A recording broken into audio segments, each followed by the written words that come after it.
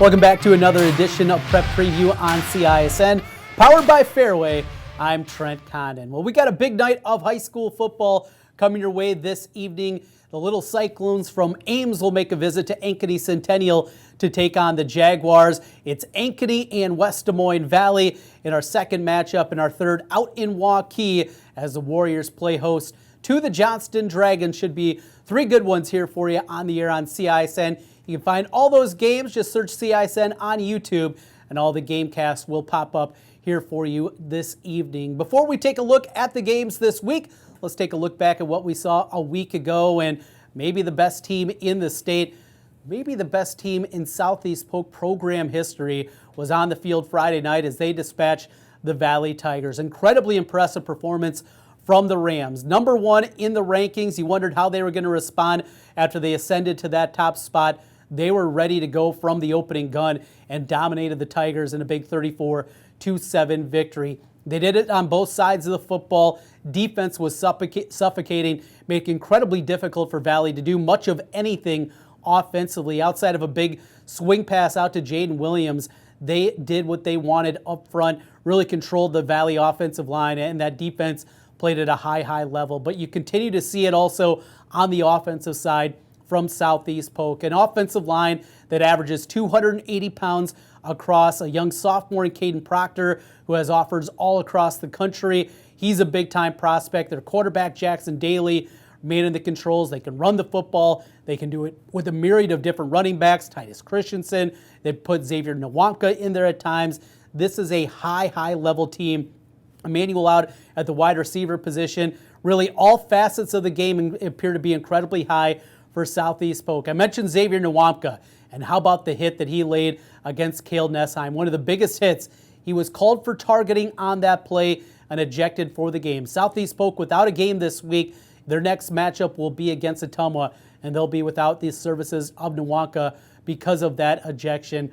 Look clean. You can see the highlight at CISN. We have it there. I'll tell you one thing, though. He is a high-level prospect, and you can see why Oklahoma and Notre Dame and Ohio State and here locally Iowa and Iowa State, they want the services of him. He's still got another football season in front of him, though. Just a junior, Xavier Nwamka from Southeast Polk. Tough one for Valley on their side of things, certainly, but they look to bounce back this week as they'll take on Ankeny. We'll get into that game a little bit later on. Waukee and Dowling Catholic. This is a game, wasn't surprising about the result. It was surprising the way the game played out. And you look at the numbers of this one, certainly higher scoring.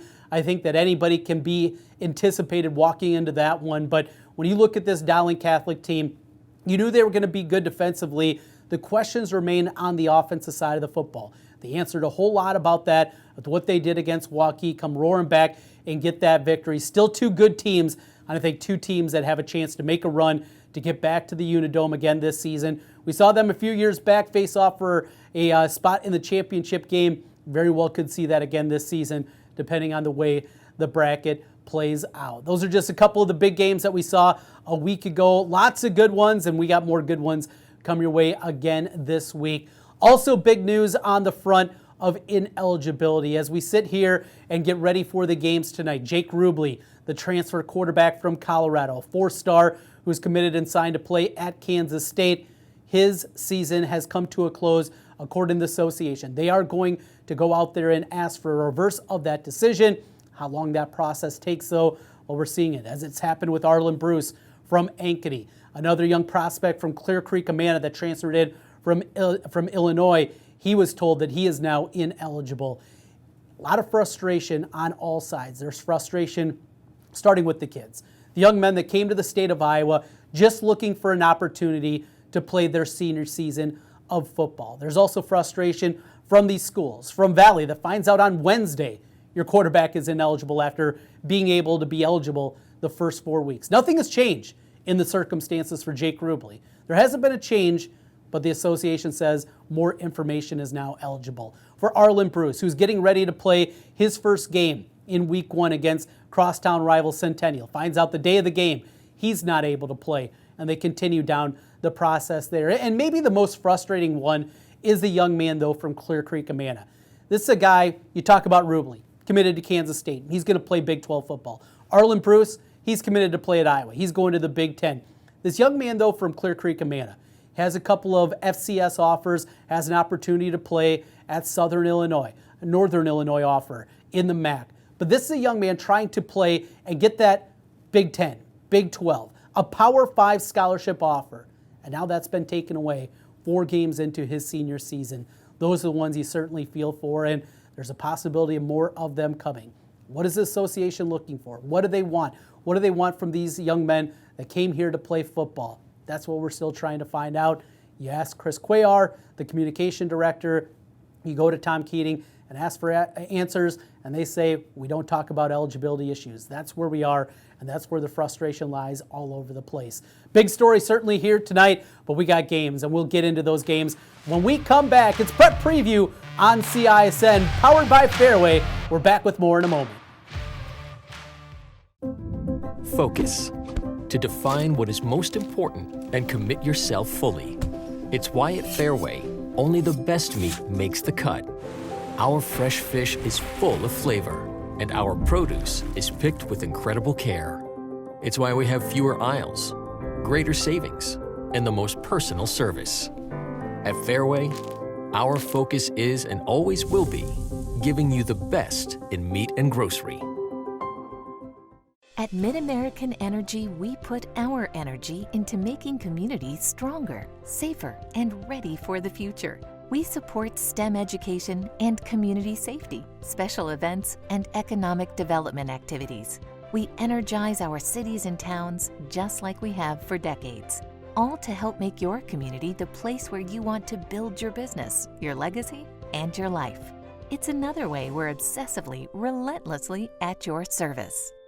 Business owners, real estate agents, are you looking for an experienced, proven, and locally owned partner in Central Iowa for your commercial construction needs? Make it Roshan Corporation. Roshan Corporation will guide you through options to make your dreams a reality. Roshan, your general contractor who can build anything from small tenant improvement spaces to large-scale design-build projects. It's Roshan Corporation. Online at RoshanIA.com. If you can dream it, we can build it. You can buy a new Ford at any Ford dealer. Why Schottenkirk Ford? Our core values: hard work, trust, character, integrity, honesty, and respect. During Schottenkirk Ford's fall savings event, get up to $12,500 off 2020 F-150 XLT. No goofy rebates. Everyone qualifies. Up to $12,000 off 2020 Expedition XLT. New 2020 EcoSport 4-wheel drive starting at $18,990. Our certified used vehicles come with a 12-month, 12,000-mile bumper-to-bumper warranty. Hurry in. Schottenkirk Ford, Indianola. SchottenkirkFord.com.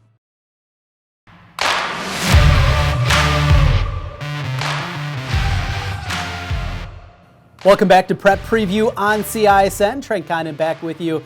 We're powered by Fairway. As we get ready for the games tonight, it's time for a conversation with the coach. We'll kick things off with Gary Swenson, the Valley head coach, as they prepare for Ankeny. Welcome back to Conversation with the Coach, presented by Fairway. Trent Condon joined right now by the West Des Moines Valley head coach, Gary Swenson. And Coach, a little halfway through the regular season. It goes incredibly fast every year, and obviously even faster this year with the 7-game regular season. Before we look forward, let's take a look back. Tough one against Southeast Polk, and that Ram team, boy, walked away really impressed after seeing them Friday night. I'm sure you were as well. Yeah, they're outstanding. They're deep, they're big, and they're talented. And we were just outmatched in most phases of that game. You can point to mistakes or turnovers, but a good team will do that to you. And we tried to hang in there as long as we could, but for the bulk of that game, we were just fighting uphill against a team that on that night was just a better football team than us. Offensive line has been a conversation. I know we've had the week off after the Dowling game, but preparing for Southeast Polk. What did you see up front with the offensive line, and still plenty to be done with that group of 5? What you're seeing and what you hope you can still build on here through the end of the regular season? Well, it's like I said last week, you win and lose at the line of scrimmage, and we lost the line of scrimmage on both sides of the ball in that game. Our offensive lines right away when the season started were young and not all that big up there, but these guys they're doing the best they can. Our coaches are coaching hard, and all we can do is keep coming back and hope that we can show some progress week to week. I know it's not looking like it at this point, but keep in mind we're playing some pretty good football teams, and these guys will do that to a lot of people. I think without question this is the best team Southeast Polk's ever had, and Dowling is always good. And now the next 2 weeks we've got Ankeny and Waukee, and I think their people would say these are the best teams that they've had in their school history in both situations. So we got our work cut out for us. All we can do is just keep plugging away and go back to work. I like our kids. They're working hard, and all we can do is try and get better. So you find out on Wednesday that the state association has deemed Jake Rubley, the transfer from Colorado, your quarterback, ineligible. So a couple days to prepare, not even, a practice and a half to get ready with the new quarterback out there. Just tell us a little bit how difficult it's been and what you expect to do at the quarterback position now. Well, it's not a bit of information we were expecting, and it definitely, the timing of it isn't great. We came in on Sunday and did a video session and a walkthrough, had a whole practice Monday and entire practice Tuesday. And then Wednesday at 2:30, we get this news. So we had to do a quick about face, and, we just got to get kids ready to play. And, Aiden Price is a sophomore. Mason Morrow has been a quarterback in our system. He's a junior, and they're going to have to carry the water here tomorrow night, and we'll just have to rally around him and do the best we can to help him out. Coach, you've known me for a long time, so here comes a stupid question probably, but I've given you plenty of them throughout the years. Mason's been playing defense for you. I'm sure not a ton of reps at the quarterback position. In terms of arm, where is he just throwing the football around? He doesn't have the reps, and is his arm ready to go out there, and if he needs to, and if he's playing well, throw it 25, 30 times? Well, I don't know that we could expect to win with anybody tomorrow night throwing it that much. We're going to have to be able to run the football. But I would say that on any Friday night, no matter who our quarterback is. And, Mason's a competitor. He's a good athlete. He'll do the very best he can. Aiden Price is going to be a good quarterback. They're both young and both talented. So they're just getting thrown in before we had planned on putting them out there. But they'll compete. I know that. They're great kids. They're both very intelligent, and all we can do is get them as ready as we can in a day and a half. So an appeal process for Jake Rubley. What do you know on that front? I know you're a football coach. We're talking about some legalese here, but what do you know on that front as he goes and tries to appeal the decision from the Boys Association? I don't have a lot of information. I really don't. I was just, that's just out of my purview. I'm just coaching this football team, and it's like I told our team last night, everybody's a play away from being out of the lineup if they get hurt. So there's really not much we can do. I think in all cases, you just have to be ready to move on if somebody goes down. We didn't plan on losing 2 starters in the Dowling game when Drew Larrick, a starting defensive end, and Savion Morris, a starting tackle on offense, both went down with season-ending injuries. We had to go next man up, get in there and play, and you got to go with what you got. Coach Nelson, he's got a heck of a team. You'll see Friday night with the Ankeny Hawks coming there to Valley Stadium. What do you see as you broke down tape this week getting ready for Ankeny? Well, pretty much what we expected. Offensively, they've got some of the best individual players in the state. I really like their quarterback, both receivers. You got a good tailback. They're tough. They're a tough football team. I think they're, again, between them, Waukee, Dowling, Southeast Polk, they're all state championship caliber football teams. So it's a tall hill to climb here for us, and we just got to go out there and compete. Well, Coach, we're glad to be playing. I mean, everybody's kind of freaking out like, well, what's going on? Valley's lost 2 games. When you play teams that are of this caliber, you got to, if you get whipped on a Friday night, you put that to bed and you start to work the next day on the next one. And all you can do is go out there and play as well as you can play.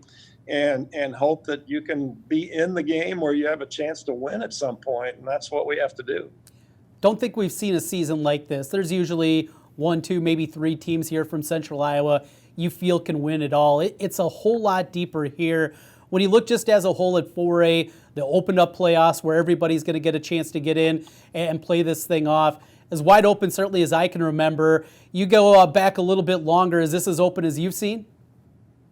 Well, I've never seen a collection of this many teams right here in Central Iowa that have their best team in school history. I mean, these are all really outstanding football teams. The talent pool is deep. We've talked about that before. There's collegiate prospects in every program, and I mean, they're good players. They're big time players that would compete anywhere in the country at the high school level. So it's clearly the deepest pool of talent and really good football teams I've ever seen.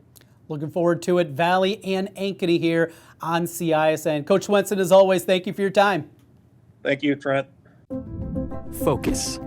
To define what is most important and commit yourself fully. It's why at Fairway, only the best meat makes the cut. Our fresh fish is full of flavor, and our produce is picked with incredible care. It's why we have fewer aisles, greater savings, and the most personal service. At Fairway, our focus is and always will be giving you the best in meat and grocery.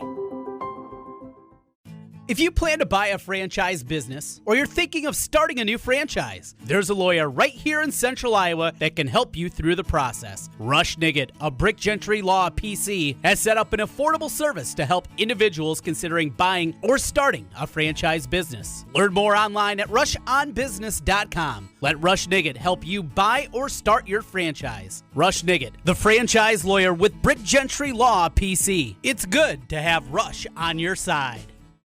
In Iowa, we grow corn, but to us, corn is more than a cash crop. It's part of who we are. Corn supports our livestock, helping our animals thrive.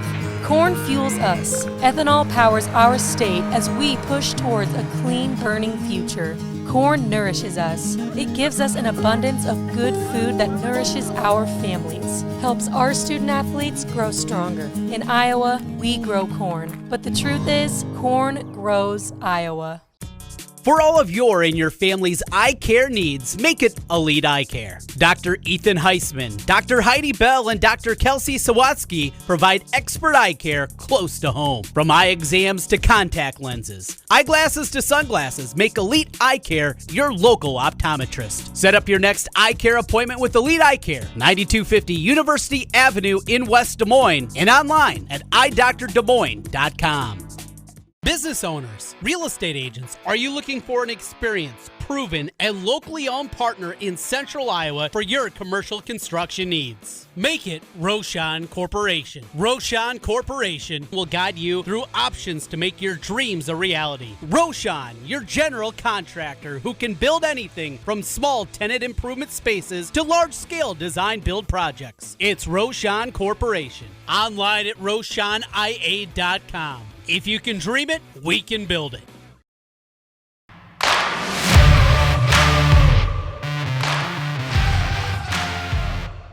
It's week 5 of the Iowa high school football season.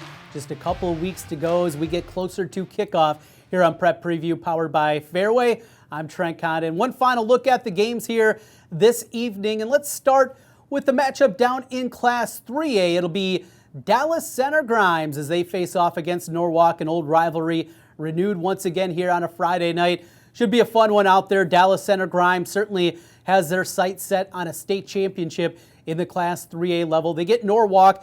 Warriors off to a little rough start here this season. Lost a couple of tight games early on, trying to find their footing defensively. Going to be tough to do against that DCG squad here this evening. Dallas Center Grimes ranked number 1 or number 2, depending on what ranking system you're looking at here tonight. That's one of the matchups we'll be looking at in Class 3A. And 4A, here we have 3 matchups on CISN tonight. First, the Ames Little Cyclones and a chance to see their fine quarterback Lipley, who will be out there put together an incredible performance in week 1 before that program had to shut down as they were going to an online-only system. Now back to a hybrid model. They'll be back out on the football field, but we hear about his exploits on the basketball floor. He's a top 100 prospect in the junior class. He can do some things also on the football field. Had 8 touchdowns in week 1 against Fort Dodge.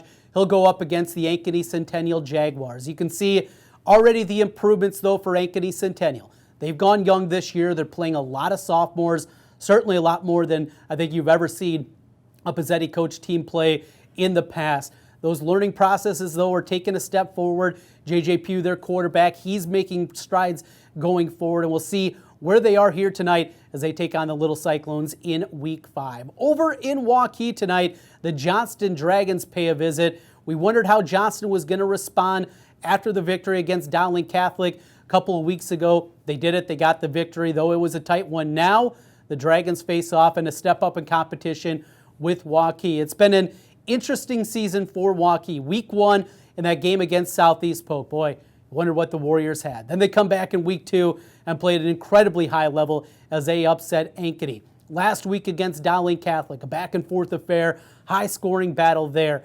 Tons of talent in this Waukee team. What are they going to have, though, tonight in this matchup? Should be a real good one. Two teams built a little bit differently. Johnston, they're going to have to do it with their defense being stout up there. For Waukee, they want to get out in space. They want to get Aaron Smith the ball from a kick return, get him on the edges, get him on a fly. He has the speed to burn. Going to be a fun matchup there. And then finally, Valley licking their wounds after another loss, this time at the hands of Southeast Polk.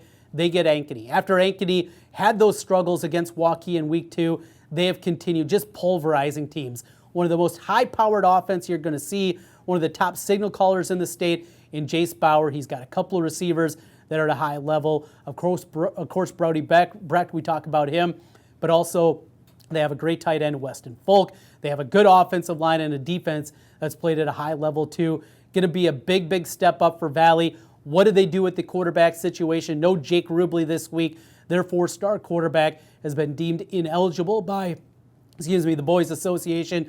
They're trying to figure all that out.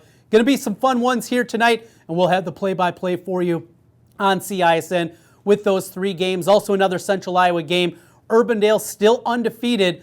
They look to slow down a Fort Dodge Dodger team that comes in high-powered. A big one tonight. It's week 5 of the Iowa High School Athletic Association. We have it here for you on CISN. This has been Prep Preview powered by Fairway. We'll talk to you again next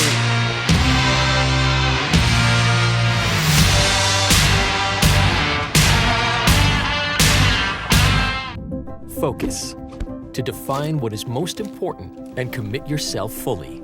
It's why at Fairway, only the best meat makes the cut. Our fresh fish is full of flavor, and our produce is picked with incredible care. It's why we have fewer aisles, greater savings, and the most personal service. At Fairway, our focus is and always will be giving you the best in meat and grocery. At MidAmerican Energy, we put our energy into making communities stronger, safer, and ready for the future. We support STEM education and community safety, special events, and economic development activities. We energize our cities and towns just like we have for decades, all to help make your community the place where you want to build your business, your legacy, and your life. It's another way we're obsessively, relentlessly at your service.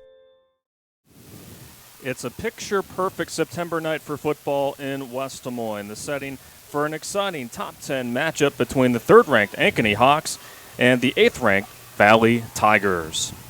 And hello, football fans. Delighted to have you with us on this Friday night here at Valley Stadium on CISN.TV. Alongside my broadcast partner, Keith Bornas, I'm Hunter Phillips. And, well, Keith, it's great to be back with you. This is the first time being back in the booth with you since the opening week of this historic 2020 season when Valley hosted Roosevelt.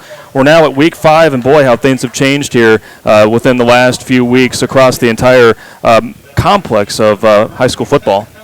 Yes, it has been, such a roller coaster of emotion, starting with, are we going to get the season in?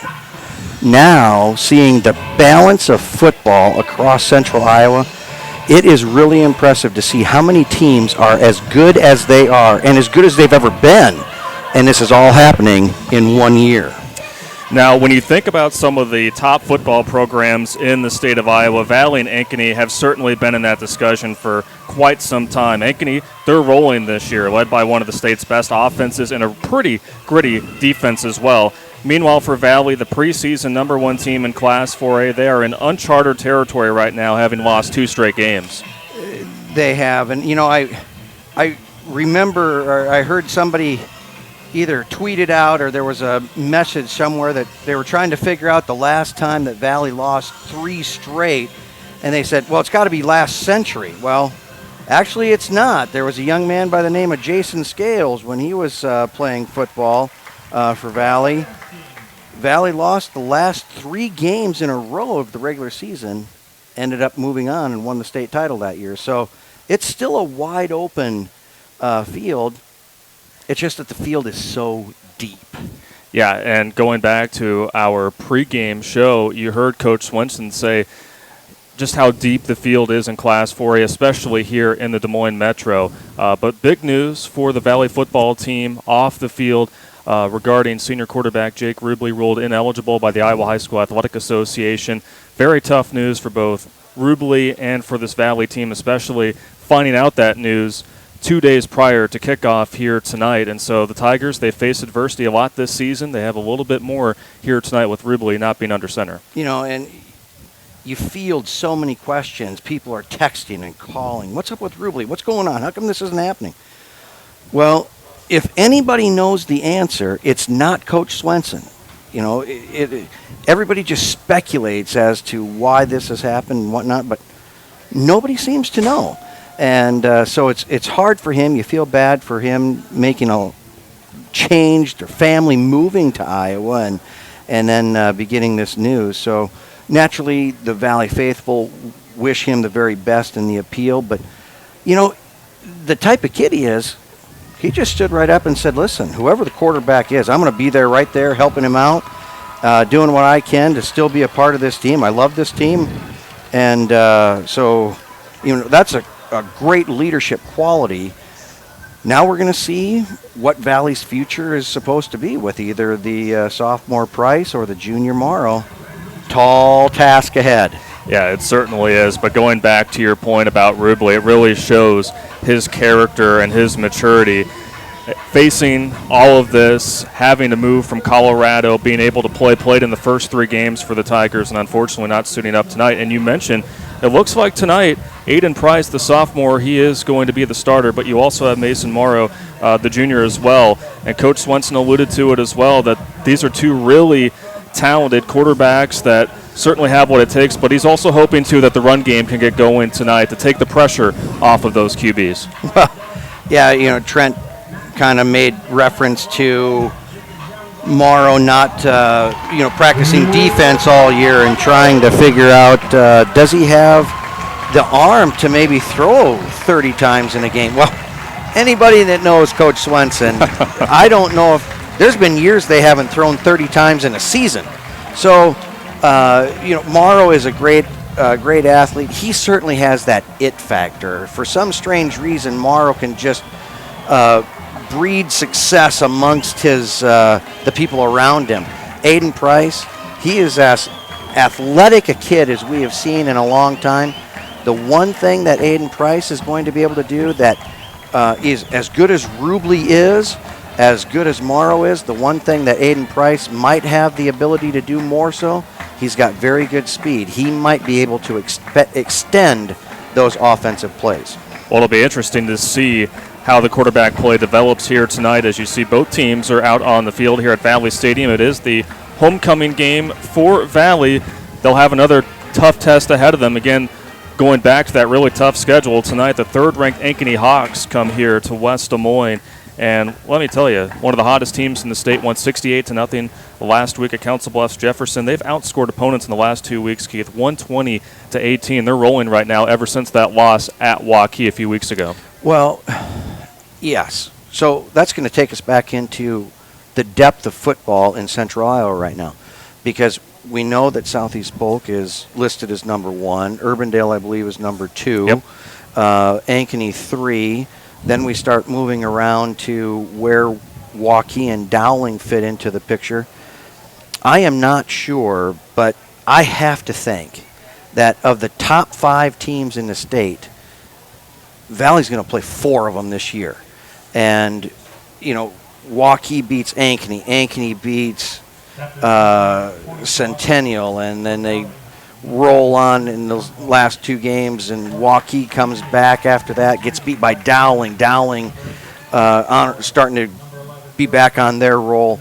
So there's a lot of unbelievably strong teams that already post 1 loss, and so it'll be interesting to see how the playoffs shake out as we get closer to that, because the top 4 teams, 3 of them are going to have at least 1 loss on the season going into that, and there could be other teams that maybe had a little easier schedule. So we'll see.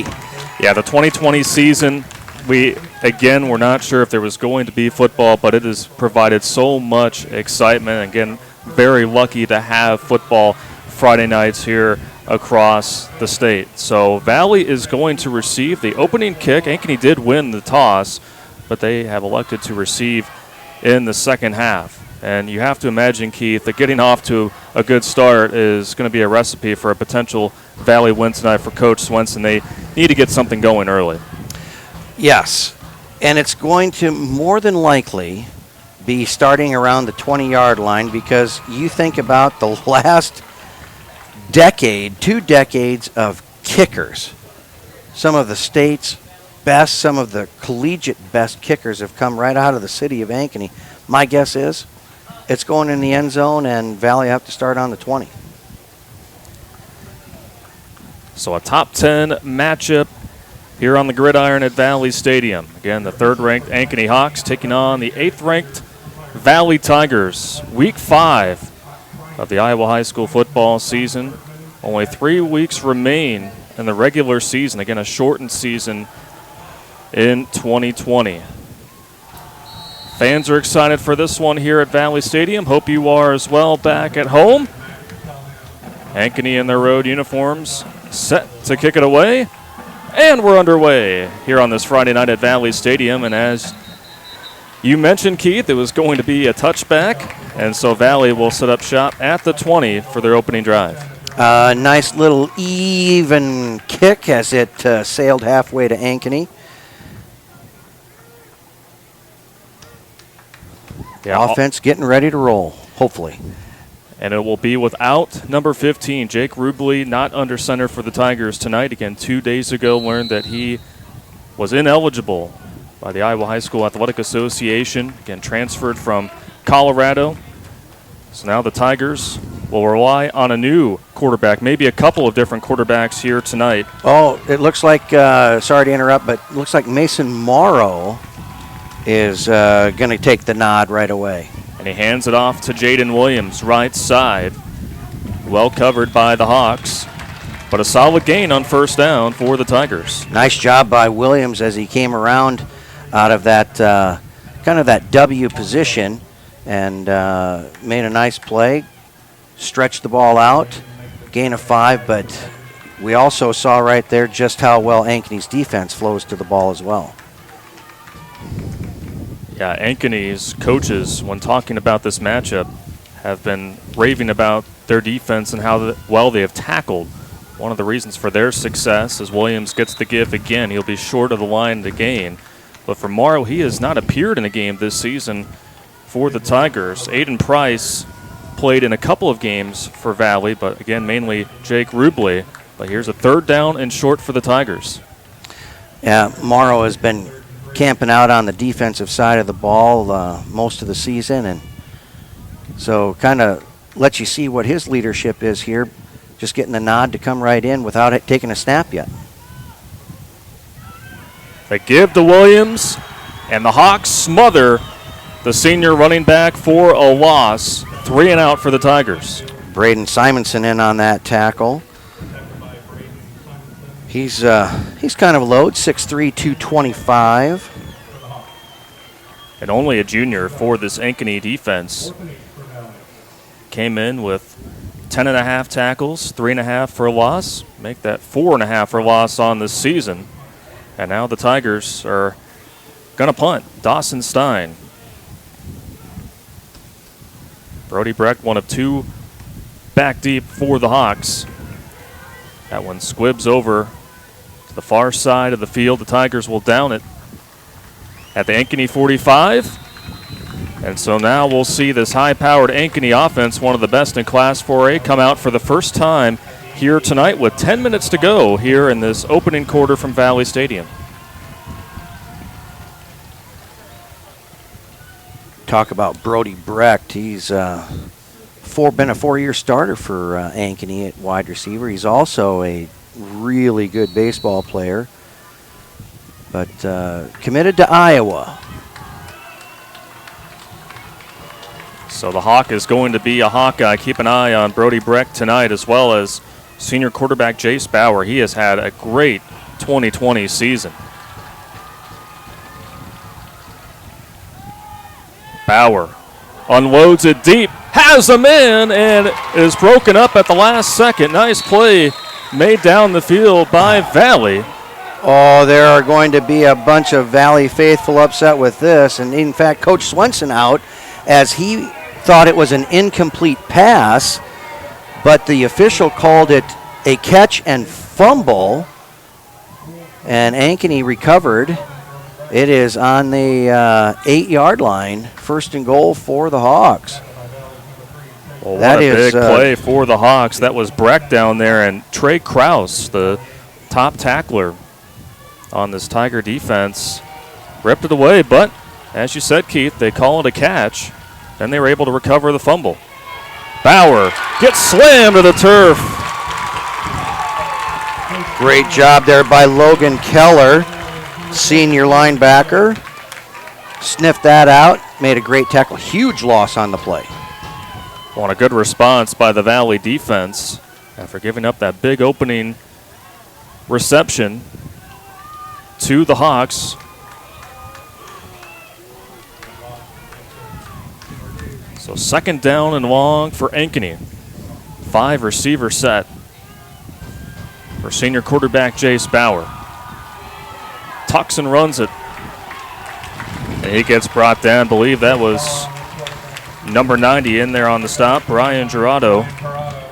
Yes, nice job there. One of the things that Valley's defense really has to be prepared for is not only is Bauer a great thrower, but he's also the leading rusher for Ankeny this year. Top 5 in all-purpose yards is Jace Bauer. 3rd and 13. Bauer looking back over to the sideline as the Hawks are in Valley territory looking to strike here in the first quarter. Toss to the end zone. Did he bring it in? Yes, he did. Brody Brecht with a phenomenal grab in the corner of the end zone. Touchdown, Ankeny. You know, some people, Ankeny faithful, will tell you, that's just a regular pitch and catch, no big deal. That just went and showed how good Jace Bauer is as a quarterback, putting it only where Brecht could catch it, because the defense was draped all over him for that touchdown catch. And he had 2 really good grabs in that series. And the extra point is good. So the 3rd-ranked Ankeny Hawks waste no time to get on the scoreboard here in this opening quarter. 7-0 Ankeny on CISN.TV. Save thousands now at Schottenkirk Chevy Waukee. 15% off 2020 Equinox and 2020 Trax, or 0% for 84 months. 15% off 2020 Sonic and 2020 Spark. WaukeeChevy.com. 12% off 2020 Blazer. 10% off 2020 Colorado. Up to $15,000 off new 2020 Suburban. We're in a position to give you more for your trade. As always, we're a partner you can count on. Schottenkirk Chevy Waukee. WaukeeChevy.com. Hi, I'm Joe the Car Guy with Westside Auto. Without question, the COVID-19 pandemic created many disruptive changes in our lives. Some of us got sick, jobs and income were compromised, it was difficult to even spend time with family and friends.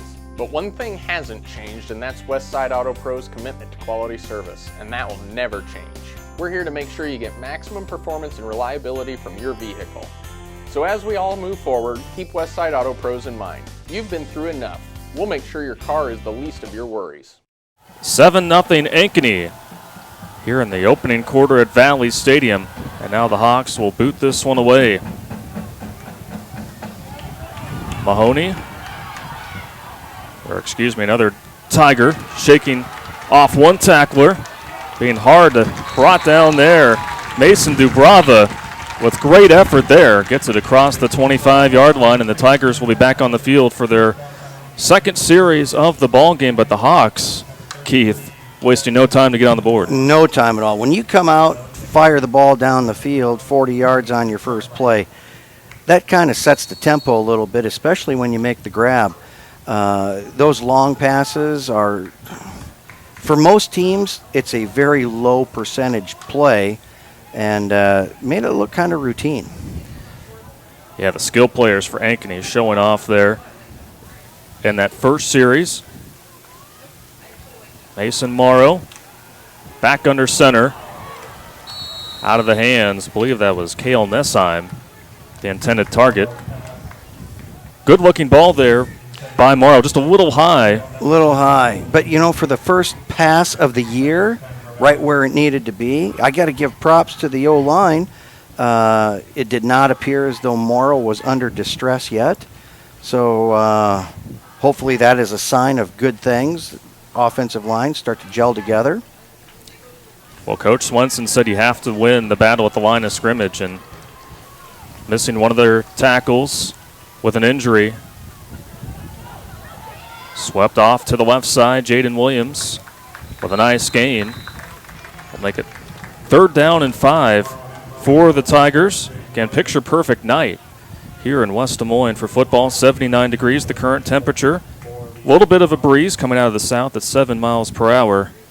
It's a little bit warmer up here in the booth, not going to lie. We're used to it after week 1. It was kind of balmy up here, but no, can't complain overall, though. No, because we could still end this season very, very chilly. That is right. It is going to be chilly next weekend in Des Moines. Ankeny bringing the heat. But Morrow finds his man. That's Raridan. Takes it all the way midfield to the 50.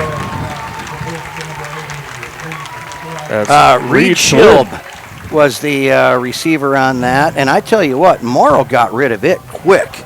He was back setting up for a quick look around, and the quick look around got a little bit quicker as he had Ankeny in his face and delivered a great throw. Well, and for Reed Schilb, that is his 3rd catch of the season. Big play by the Tigers, their largest here in this first quarter. There's Williams making a cut off to the right side. Gain of 3 or 4 yards for the senior running back. He stretched that out very well. Did a nice job setting up the block. It was just a nice, easy stretch play. He was going to go inside the tackle, but it collapsed nice and easy. He dropped his shoulder, set it up, bounced it to the outside, and actually picked up 5. And that is something that you kind of expect out of the Valley running backs as of late. They're going to keep grinding it out, and Jaden Williams has some good speed. So if he gets loose, he could be tough to catch as well. Now, Williams had the lone touchdown for the Tigers in their loss at Southeast Polk last Friday. That was a receiving touchdown. Nowhere going on that play, however, for the Tigers, as that one was sniffed out by Ankeny's defense. Bryce Peterson, one of the top defenders for this Ankeny team, leads them in tackles, makes the stop. Sniffed out very, very well. At first, I didn't know if it was a handoff or if it was going to be a pitch or trying to set up a screen. Yeah, it looked like there was some confusion on that play. And again, for Mason Morrow, it's learn on the fly and learn in a hurry. So they've only had a few days to be able to prepare for him to be the quarterback with Jake Ridley out of the ball game. You know, we spent a lot of time with Mason Morrow at the freshman level, and he's one of those kids that We tried to throw a lot of stuff at him just to see if we could rattle him. He's very calm and has been all the way through his junior high and so far high school season, or career so far, excuse me. So a timeout called by Valley. We will step aside as well. 7-0 Ankeny on CISN.TV. Hi, I'm Chris from Fireplace Superstore. Fall is upon us and fireplace season is here, and you need one of the brand new Heat and Glow gas fireplace inserts. They're the perfect retrofit for that old wood-burning fireplace that you're not using. You get beautiful flames, you get heat, you get easy operation, and they're all brand new Heat and Glow gas fireplace inserts. Please come see us, Fireplace Superstore, 109th and Douglas in Urbandale. In Iowa, we grow corn, but to us, corn is more than a cash crop. It's part of who we are. Corn supports our livestock, helping our animals thrive. Corn fuels us. Ethanol powers our state as we push towards a clean burning future. Corn nourishes us. It gives us an abundance of good food that nourishes our families, helps our student athletes grow stronger. In Iowa, we grow corn, but the truth is, corn grows Iowa. Back underway here at Valley Stadium. Tigers with the football. It'll be 3rd down and 11. Valley offense calling a timeout, wanting to talk things over. 5:18 to go here in the first quarter. They'll give to Williams. Spins off a defender, but a group of Hawks smother Williams well short of the first down marker. And that'll bring up 4th down once again for this Valley offense.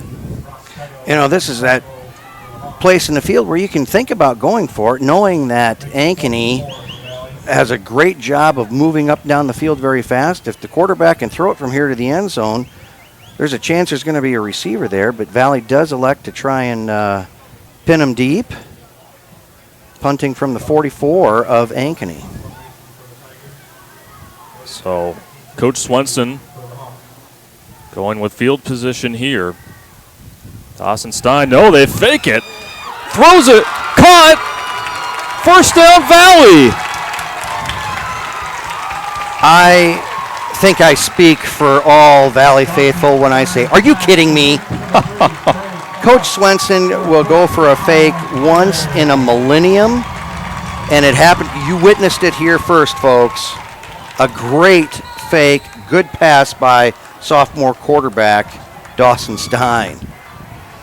Yeah, so there's a 3rd quarterback option for Coach Swenson. Put that one on a dime there. And a great catch as well there on the sideline, making sure that he was in. So maybe that's the shot in the arm that this Valley offense needs. It's there in Ankeny territory, but a high snap. Morrow off the hop, collects it, backtracks, dangerous throw, and it falls incomplete. There is a flag on the field. Now, this is something that Mason Morrow, I don't think he's going to be offended when I tell people he's not the fastest guy in the world, but he really does keep his wits about him when he's under pressure there. Maybe an ill-advised throw there at the end, but I think he was trying to get it out of bounds and make sure that it crossed the line of scrimmage. And then he paid for it with a little bit of pain there at the end. But Valley will move forward as that is a roughing the passer penalty on Ankeny. Jerry Kinder is our head referee for tonight's contest. So 1st and 10 at the 19.5-yard line for the Tigers. Looking to get on the scoreboard. Morrow fakes to his left, rolls off to his right. Is caught, but there is a flag on the field. You know, you just don't ever like to see laundry in your own backfield, and a little bit of a hold there is going to negate a 9-yard gain.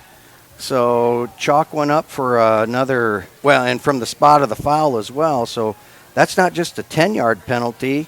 That's going to be a 22-yard penalty. So that holding penalty hurts for the Tigers, who are starting to get a little momentum. Morrow is able to find senior wideout Matthew Mahoney, but it backs the Tigers up to the 39-yard line. Hey, by chance, are you writing down how many throws that Morrow has thrown so far? Because I don't want to go back and say, oh, Coach Swenson actually did throw it 30 times tonight. He did say that. Here's a run to Williams, showing toughness. Shakes off one tackle and drives inside the 30-yard line. And that has to feel really good for Morrow to be able to give the ball off to a tough runner like Jaden Williams. Well, yes, and it was tough sledding in those first games, just getting back into football shape. All teams struggled with that, only having July officially to get things ready to go in the weight room and things like that. So it had to be all the kids getting themselves ready to go. And Williams is starting to get back into that flow, and he is running as tough as people expected him to run now. Future Kansas State Wildcat showing off tonight. Speaking of showing off, Morrow showing off the wheels. What a run by Morrow, but we do have a flag afterwards as Jaden Williams shoved down Manus Brecken late after the play. It'll be interesting to see who this is going against, but this could be a hurtful penalty for the Tigers if it goes against them. Yes, I'm going to go ahead and remind us that, he's a passionate kid. Jaden Williams is. He's a very passionate leader for the Tigers. So it's not going to be a 15-yard penalty from where the spot was. It was after the play. And however it started between those two, the official saw the end of it. And it was a pretty good 7-yard shove. So that negates that 20-yard scamper. Do you remember when I told you that Mason Morrow just doesn't have all that good speed? Yeah, what happened there? Well, I don't know where that came from. But it did look good.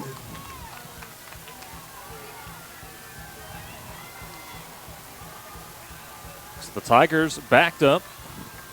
It'll be 3rd and 17. Morrow rolls off to his right, looking downfield. No options.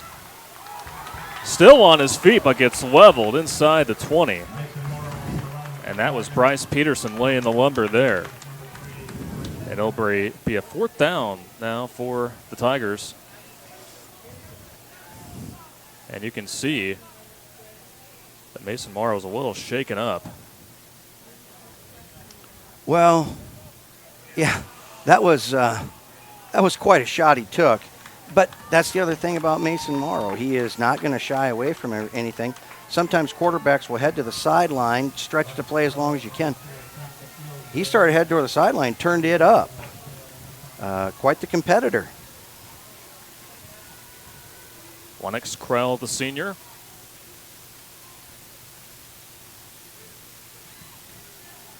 Sends it up, and it is true. So the Tigers get on the board, but Ankeny leads 7-3 with just over a minute and a half remaining here in this first quarter on CISN.TV. Central Bank is proud to support the unmatched spirit of sportsmanship and hard work exemplified by our local athletes. We're fans of high school sports and the way the big game and hometown team rally a community. Best of luck to all of today's competitors. Play hard, have fun, and make something great happen. Central Bank, member FDIC. Iowans know that winter means snow, ice, and freezing temps. Severe weather can make the roads downright dangerous. Truck Equipment Incorporated has the toughest work equipment that can stand up to the harshest conditions. Look for Western brand snowplows, quality you can count on. Buy new or utilize our repair services.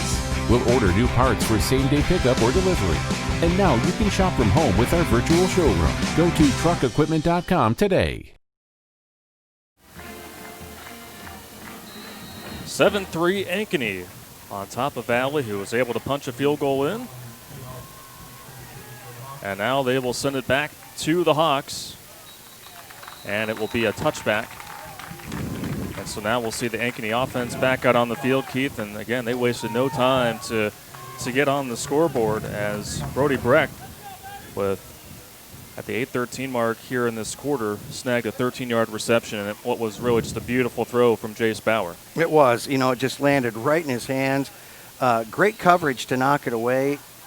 Valley Faithful thought it was a incomplete pass, but not to be, as they send trips to the wide side, near side of the field. Brecht is the man in motion, number 11 for the Hawks. First carry of the night for that guy, 32 for Ankeny. Big run by Colin Kadolf, who had a big week last week against Council Bluffs Jefferson. Yeah, he is a second-year starter here in the backfield. He was a 1,000-yard rusher last year. You can see why. He's got a great burst of speed there as they sealed the side, and down the sideline he went. Had 8 carries for 122 yards and 2 touchdowns in that 68-0 victory for Ankeny last week at Council Bluffs Jefferson. Bobbling the snap is Bauer. Regroups, rolls out to the left, throws it deep, and it's incomplete. Nice throw there by Bauer, trying to find Cade Sommers. You know, Bauer, very sure-handed individual. Mason Morrow, even though we haven't seen him play quarterback this year, he's a sure-handed kid too. So for each of them to put the ball on the ground, you might have to think it's humid out there. That ball could get a little slick for people. And then for Bauer to pick that up and make a throw like that, that's pretty impressive stuff. Recovered very nicely after, again, bobbling the snap. 2nd and 10. Bauer, this time with the give. Gets through the line, down far side, and gets shoved out of bounds. 2 very big runs in this series for Ankeny, this time from Jace Bauer. That's one of the things that a running quarterback causes for a defense, a huge headache, because you get everybody covered.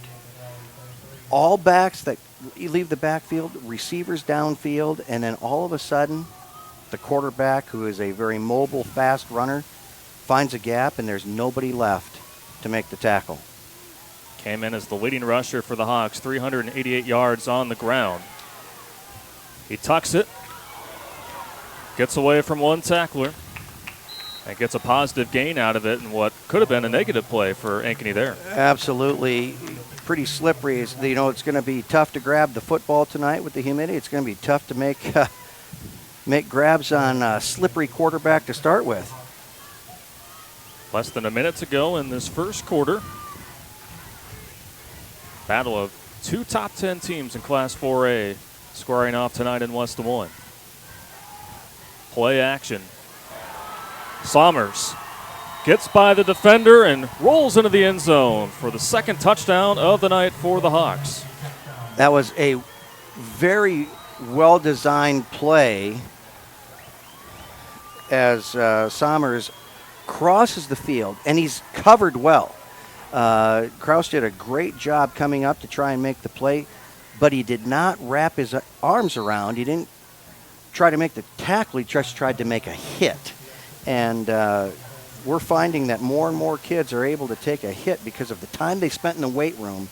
Sommers did a great job reeling it in. No arms around him. Continued on for the touchdown. 5th receiving touchdown on the season for Sommers, the senior. The extra point is good. 14-3, Ankeny on top of Valley on CISN.TV.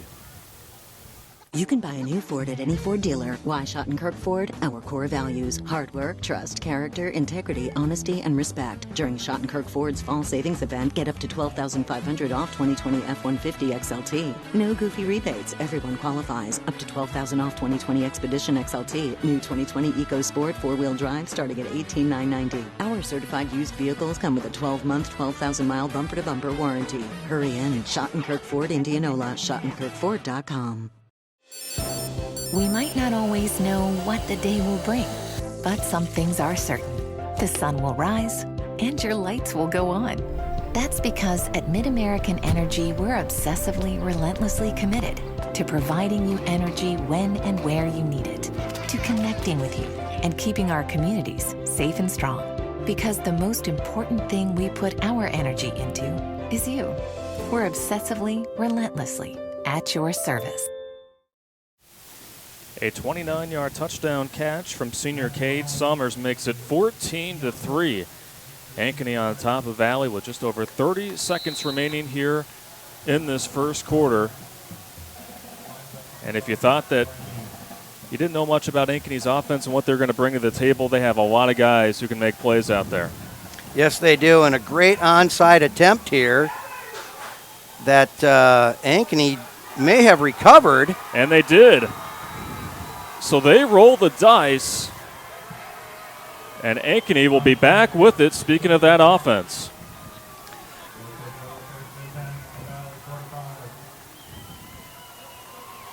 A lot of time as a coach, you spend time looking at how many offensive plays you have versus how many defensive plays you have in a game. That time of possession becomes a huge component. And right now, Ankeny just giving themselves more time of possession, which means that Valley defense, they got a tall task ahead, because with the heat, with the amount of time they've been on the field so far, it just makes the night that much longer. Asking a lot out of the defense for Valley, but Ankeny still trying to apply the pressure.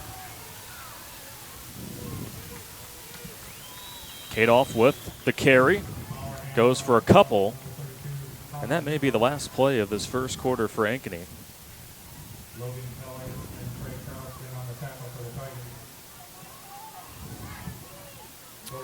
Does look like Bauer is headed to the sideline, so I would say in the last 5 seconds, quarter one is over. So one quarter is in the books here at Valley Stadium. And the third-ranked team in Class 4A with a big statement there in the first quarter. After one, leading Valley 14-3. We'll be back with the second quarter after this here on CISN.TV. Focus. To define what is most important and commit yourself fully. It's why at Fairway, only the best meat makes the cut. Our fresh fish is full of flavor, and our produce is picked with incredible care. It's why we have fewer aisles, greater savings, and the most personal service. At Fairway, our focus is and always will be giving you the best in meat and grocery. Hi, I'm Joe the Car Guy with Westside Auto. I'm excited to tell you about our new lifetime oil change plan. When you purchase our plan, you'll never have to pay for an oil change again. If you get a different car, simply transfer the plan over.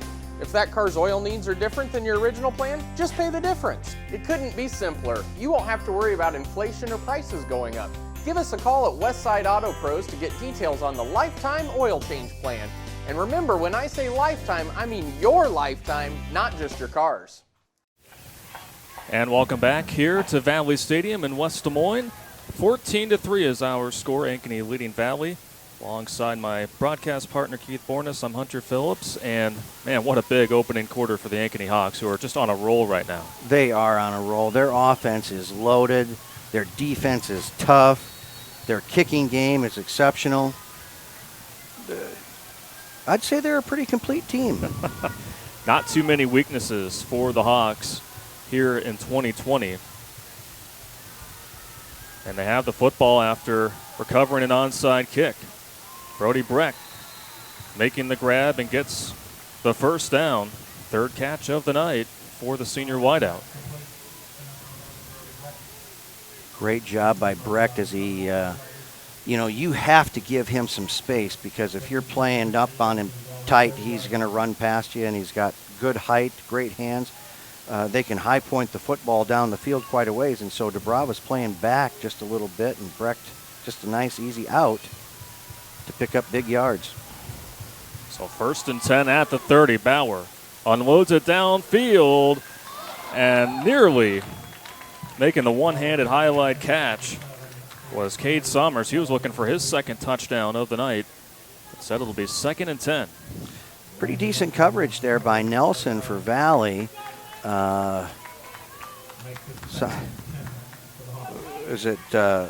Manis was on that. He was looking to, oh, no, it wasn't. It was Sommers. He was looking to try and draw a flag there, but the official was having nothing to do with that. Sommer scored with 34 seconds remaining in the first quarter. One of 2 passing touchdowns for Jace Bauer, who throws it deep again. And it is picked off, but there is a flag.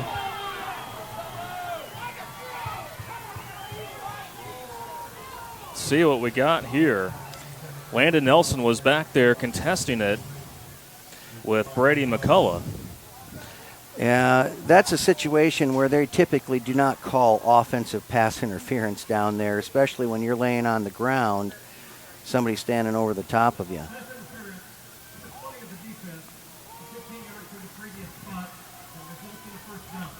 So automatic first down for Ankeny. Yeah, at the next levels, that becomes a spot foul, brings it all the way down to the 1 in the pros, but here, just a nice 15-yard gain. I have to give Coach Nelson a lot of credit there, because a lot of times after the first trick play is there, people settle back and don't expect another one, and then does an onside kick for a big play. Jace Bauer bringing the pile with him, drives forward.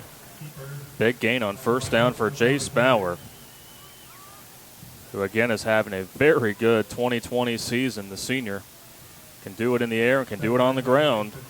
Great all-around quarterback for this Hawk team to revolve around this year. But the Hawks are looking to strike once again. They've gone 2 for 2 on their drives thus far.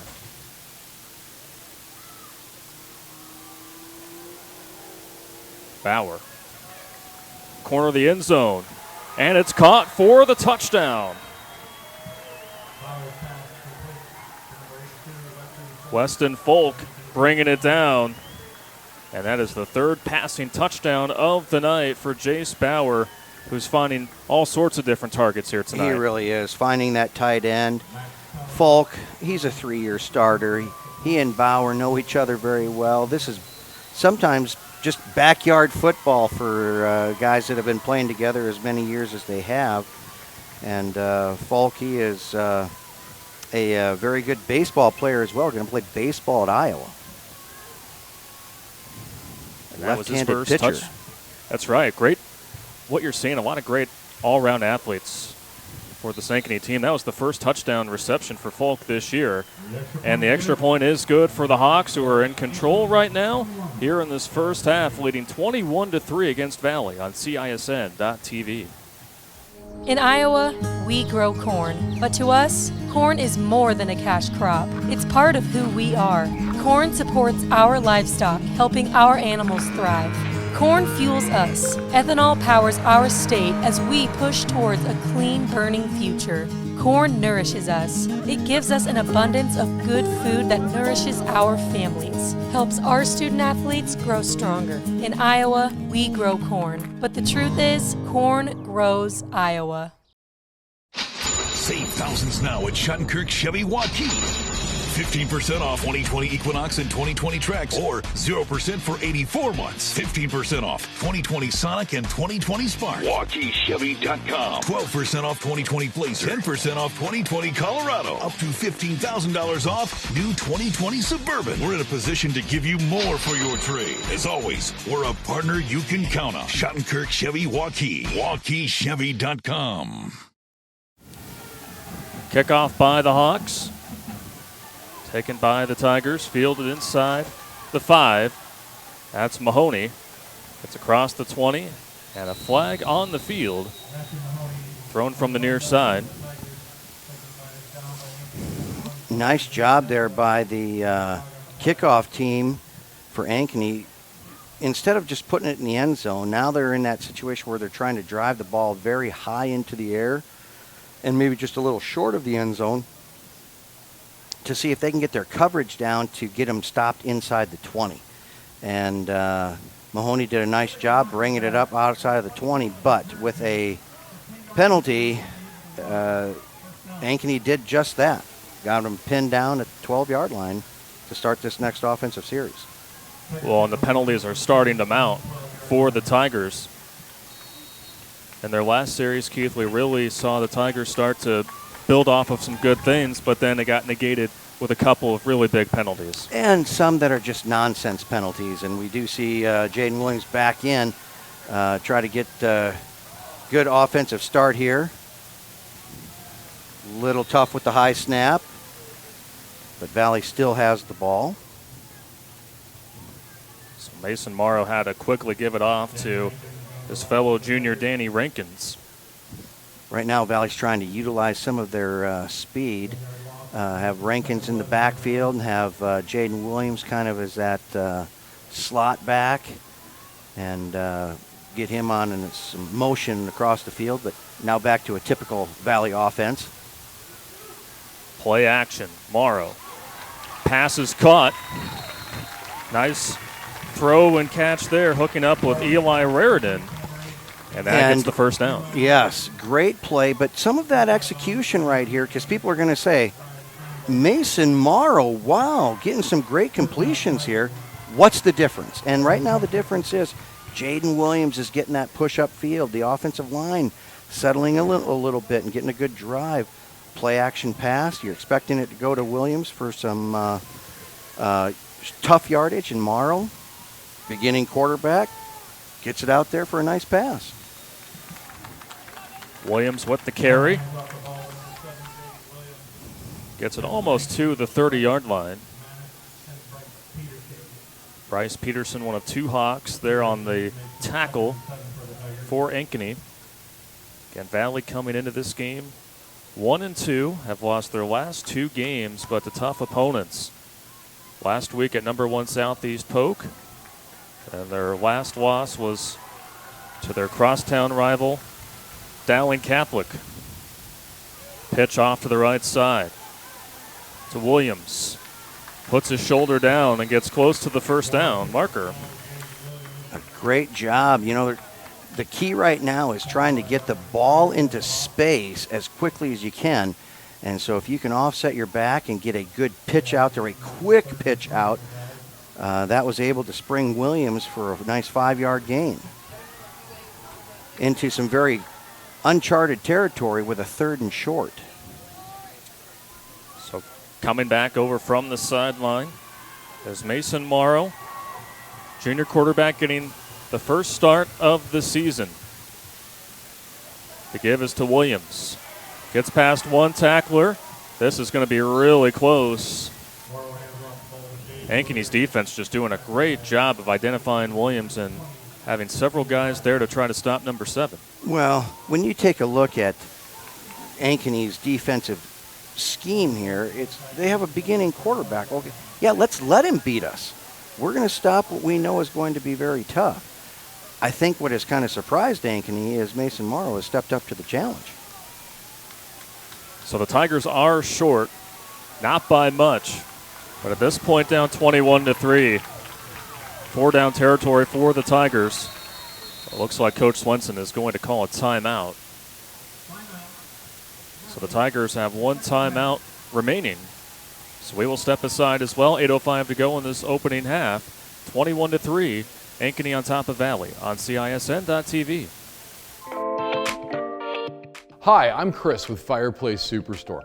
Fall's upon us and fireplace season is here, and you need a new Heat and Glow high-efficient gas direct vent. These are ideal for your new construction project, for your remodeling project, or for removing your old wood-burning fireplace and replacing it with a new Heat and Glow high-efficient gas direct vent. Come see us today at Fireplace Superstore, 10820 Douglas in Urbandale. Godfather's Pizza's Autumn Feast. A medium specialty pizza, a medium pepperoni pizza, and my new caramel apple streusel with Twix candy pieces. Get yours today. Obsessively, relentlessly. That's what you can always expect, even when faced with the unexpected. It's a service we take seriously, providing comfort in the rain, tools to help you save, a helping hand along the way, and from a safe distance away. Delivering the energy you need while going the extra mile. Regardless of the times, our team remains committed to you. Back here at Valley Stadium, And it is a first down for Valley. It was a quarterback keeper for Mason Morrow, but tell you what, Keith, got it by a hair. Yes, a collective sigh of relief there as Valley goes for it on 4th and 1. They needed to get to the 36-yard line, and they are right at the 36-yard line. But give credit to the Valley offensive line for getting enough push. And for Morrow, the QB. Throws it downfield, tipped, and incomplete. Nice play made there by Cooper Cox, the defensive back. Brings up 2nd and 10.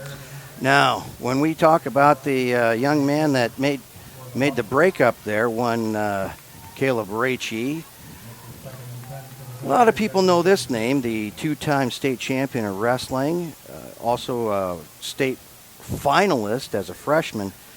This kid can bring the stick when it comes to hitting.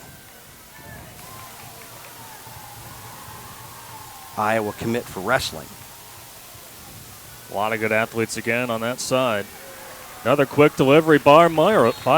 Finds his man. And that is Cale Nessheim. But tell you what, under duress, Morrow's really shown a lot here tonight. He really has. You know, not only is he showing that he's capable of moving the offense, he's showing that he's able to move the offense with a bag snap, with a dropped snap, with something that doesn't quite go right in the pocket and finding some space. He is creating things, and one of the things that we had talked about early on is that it factor. Just some strange reason Mason Morrow can bring out the best in people. Certainly has been impressive tonight, again, considering the timing. And another throw complete to Matthew Mahoney. And I tell you what, Keith, once Morrow gets out of the pocket, I mean, he has just been impressive on the run. Well, yes, he's mobile. He has shown that he's mobile. The weird thing about it, I'm going to go back to his speed. He's not the fastest guy, but he's quick.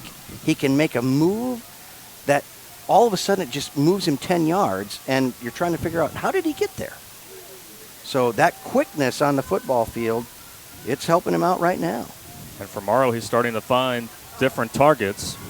For Mahoney, that was his first catch of the night. Another high snap. Nowhere to go for Morrow that time as he was thumped by the Ankeny defense there. Is that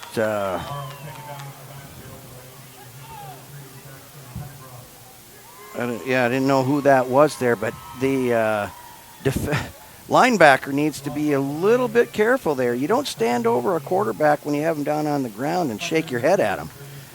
The official was right there. I'm a little surprised that there wasn't at least a, hey, keep it clean, keep it right. So, well, we have seen tempers flare just a little bit here in this first half. Both of these teams, again, when you talk about some of the best teams in the state, Ankeny and Valley are in that conversation. That pass caught by Raritan, but there is a flag that was thrown from the far side. There is, and unfortunately for Valley, the play got in a little bit late, making adjustments. The receiver got over to the far side, if I think I saw what I saw, and did not get himself set before we went into motion. And so the shift, illegal shift here, is going to cost a big play. Instead of it being 3rd and 7, now we're going to be going back to 2nd and, well, quite a bit more than 7. Now it's going to be 2nd and 23 for the Valley offense. Again, they've gotten in their own way a few times here tonight. And what was another really good throw by Mason Morrow, finding Raritan. That would have been Raritan's second catch of the night. But instead, the Tigers are backed up. Morrow racing to the line of scrimmage. Gets the snap off. Rolls to his left. And the pass falls incomplete. Mahoney, one of 2 Tigers that were in the vicinity, as well as Cale Nessheim. And it'll be 3rd and long for the Tigers. Nice job there by Mason Morrow to avoid the rush, get out into the open space again. The problem that he ran into on that is the two receivers kind of collapsed into the same area. He had to choose one. They were both open for a moment, but the closer they got, it allowed one defender to guard both of them. 3rd and long for the Tigers, who are down 21-3. They elect to give it to Jaden Williams, who has nowhere to go. Ankeny's defensive line has been stout up front here tonight. And the punt team will come out once again for the Tigers, who have just struggled offensively here in this opening half. But there are a lot of signs of promise coming. You know, Valley's offense is moving the ball. This is arguably one of the toughest defenses in the state of Iowa, and Valley is getting yards. There's points on the board. Valley can slowly gain some confidence here against a very good Ankeny football team. Austin Stein sends it away. And the Hawks are brought down at the 30. So Ankeny, who has gone 3 for 3, scoring the football on their drives, will look to add some more to the scoreboard as we have a timeout on the field. 4:35 to go in the first half. 21-3, Ankeny on top on CISN.TV. Focus. To define what is most important and commit yourself fully. It's why at Fairway, only the best meat makes the cut. Our fresh fish is full of flavor, and our produce is picked with incredible care. It's why we have fewer aisles, greater savings, and the most personal service. At Fairway, our focus is and always will be giving you the best in meat and grocery. At MidAmerican Energy, we put our energy into making communities stronger, safer, and ready for the future. We support STEM education and community safety, special events, and economic development activities. We energize our cities and towns just like we have for decades, all to help make your community the place where you want to build your business, your legacy, and your life.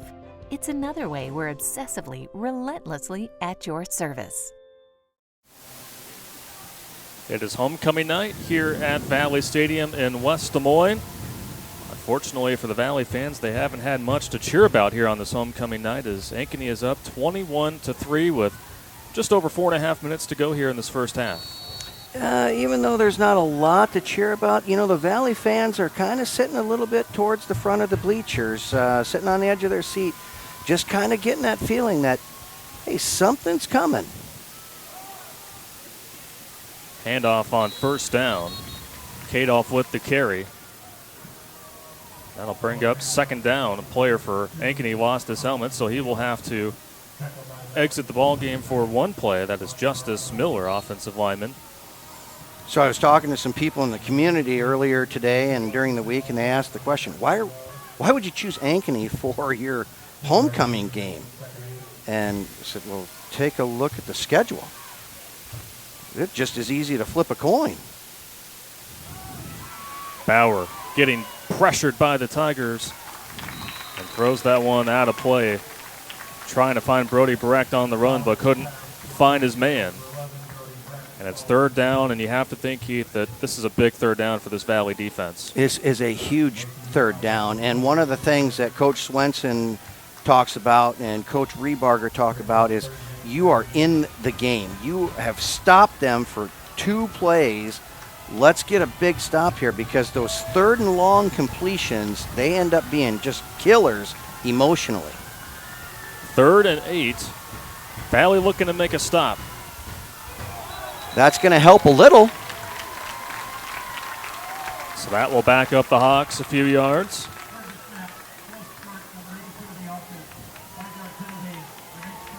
That's a false start on Weston Falk, who caught a touchdown pass earlier here in the second quarter.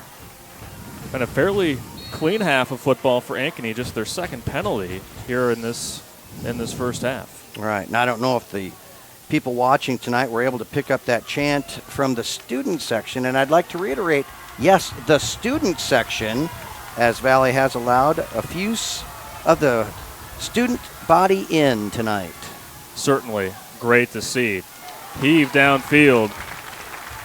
Pass was too far for Brecht, but good coverage there downfield by Mason Dubrava. Mason Dubrava did a great job getting in front of Brecht. And when you are trailing the receiver, so you don't want to trail somebody like Brody Brecht, you're going to get beat. But if you can get out in front of it and run with him, kind of impeding just a little bit, that is very good coverage. And Dubrava's father was a player up at Iowa State. So football runs a little bit in the blood there. And he's had a really good season. This is the first punt for Ankeny. It's a short one. Calling the fair catch is Dubrava. And so Valley will have very good field position here at midfield to start this drive with under 4 minutes to go in the first half. Scored 3 points. Again, that came back in the first quarter. Krell with a 34-yard field goal, and you have to think that, I mean, going off of your point in the last series for Valley, they're starting to build a little bit with Mason Morrow, the new quarterback in there. They're just looking for a few more things to click here. And look at the starting position now. We're close to midfield for a starting position. And, what's Morrow doing out there? He's making things happen. The field average starting position for Valley has been clear back down at the 15, the 20. Now, late, yes, in the first half, but now we got a starting position starting at midfield almost. Again, just a little bit of change in the presence of Valley's offense. Well, you saw number 4 for Ankeny, Bryce Peterson, just bulldoze his way into the backfield, causing disruption. Flag thrown before the snap.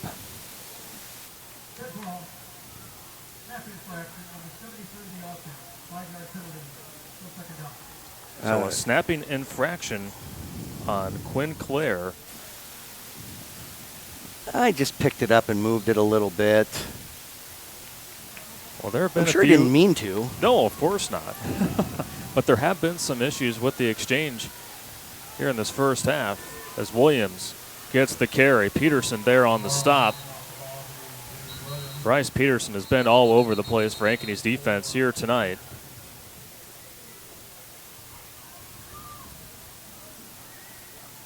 And I believe Ankeny has called a timeout to stop play with just under 3 minutes to go.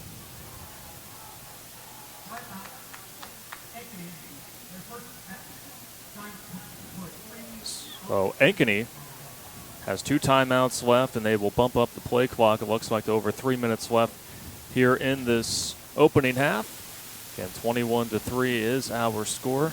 Hunter Phillips and Keith Bourne is here with you. We'll stay here. And Keith, what has really stood out here in this first half, especially when you talk about it, 2 teams that kind of come in hot and cold. Ankeny, the hot team. Valley, they're searching for something positive here, but the Hawks have just been playing some great football here in this opening half. They have, and as you know, I think Ankeny has come in and done what people have expected them to do, or maybe not quite. You know, it was 14-3 at the end of first. There's only been 1 touchdown since. Not that Ankeny can't score fast, but you know, Valley's stepping up and playing some football. That throw wide of the target from Morrow. He's trying to find Cale Nessheim. And of all the passes that Morrow has thrown tonight, that's the first one that we can say that was an errant throw. I mean, it wasn't close. Everything else, he has been close on. He's had 1 errant throw and 1 ill-advised throw that turned out okay. But, you know, Mason Morrow is kind of getting things into a groove, and I think his team is appreciating the fact that he's trying to make things happen. He has shown some toughness as well here tonight, taking a few hits when he's had to go out of the pocket.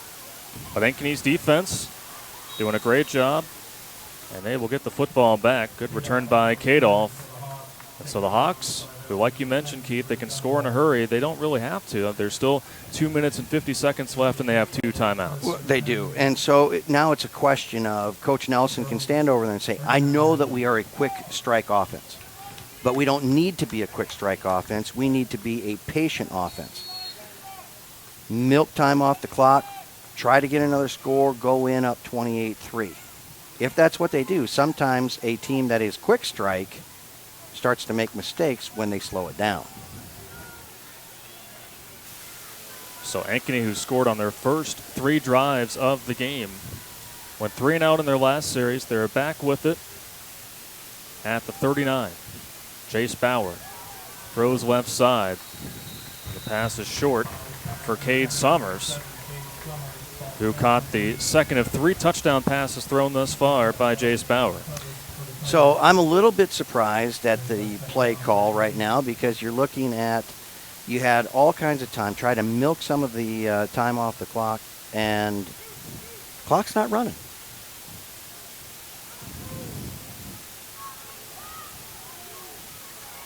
Ankeny hasn't gone to the ground very often here in this opening half. They have really played like an air raid offense, but this time Bauer gets collected by 3 Tigers as he gets across the 40. Speaking of a change in the air, I don't know if you felt it, but man, we are in the presence of greatness as Mr. Josh Waymeyer, director of the Valley March Masters, has entered the room. Man, it is good to see him. The March Masters are looking great, and it looks to be a great show again tonight. Looking forward to that at halftime. As Bauer gets chased outside the pocket, there is a flag thrown. More than likely going to be a holding call on Ankeny since it was in their backfield. And it will be a hold on the Hawks. Now, Bauer made it down to Valley's 49-yard line. The spot of the foul appears to be the 31-yard line. 10 yards from there, this is a monster penalty. And, again, no time coming off the clock right now. And it's 3rd down to boot as well.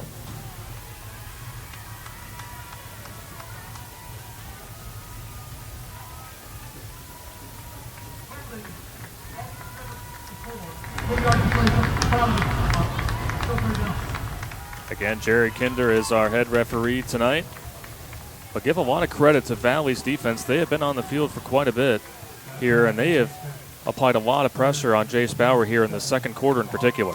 They have, and you know, it's the same guys playing that D line right now. They're going against a huge offensive line that can wear a defense down just by leaning on them, not by doing much, just getting in the way and leaning on them. It's a lot of weight to move around. Bauer takes it himself, but nowhere to go for Bauer. And so a big stop by the Valley defense as they're able to halt the Hawks. But the clock continues to roll as we now have under 2 minutes to go here in this first half. For the Valley faithful watching and trying to figure out, okay, really, what's going on with Jace Bauer? Is he all that? Well, Drew Henderson, a pretty stout linebacker for Valley, just went for a little bit of a ride there as Bauer lowered the shoulder and drove ahead just a little bit more than 3 yards after contact. I'd have to say, yeah, he's kind of the real deal. And again, not only can he get it done on the ground, but he has also shown to not only have a strong arm, but he's had some touch as well with his passes in the corner of the end zone or just down the field. He's got all the tools that you want if you're looking for a quarterback potential at the next level. Absolutely, and he's been getting some offers. You know, he's an all-state baseball player as well as a shortstop. There's some FCS schools kind of giving looks as well as some of the FBS schools. So it's not just D1, but kind of big-time D1. So Valley called a timeout. That was their last timeout taken. So the Hawks, for the second time in the half, will punt this one away. Valley brought the pressure, but unable to get the block. Dubrava with a spin move. Has room. Out to the near side. Big return by Dubrava as he gets down at the 30. Almost a 25-yard return there. One of the things that that people don't know about Mason Dubrava, he was a tailback in his underneath years and kind of has a little shake and bake.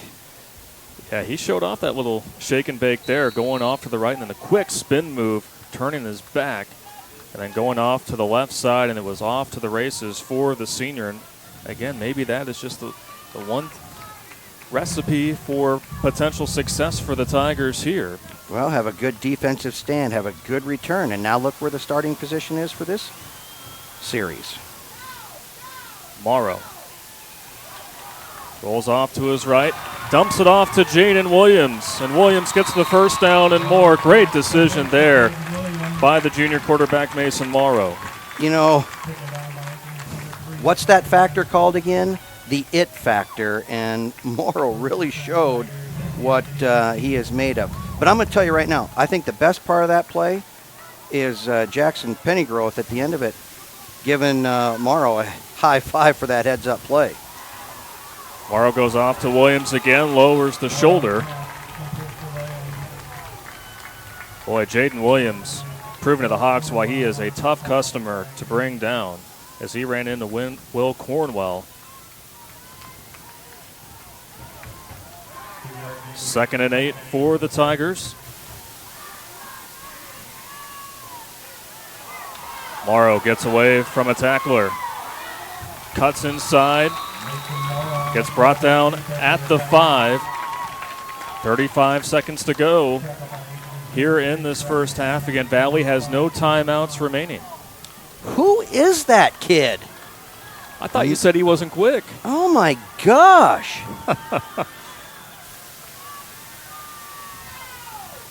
Valley quick to the line. But Williams met up front by the Hawks. Looking at a very short 4th down here. The Tigers trying to race out of the field. Sorry to cut you off, Keith. Yeah. Not sure they're going to have enough time to kick this one up. And they will not. So time runs out on the Tigers. Really unfortunate again as they had momentum. But they wind up empty-handed there on that drive. And it'll be 21-3 at halftime.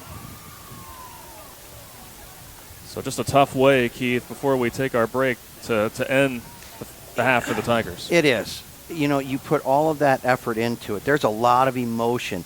You go from Ankeny being in the perfect position to steadily move down the field, potentially get another score to go up 28-3. Valley's defense hangs in there.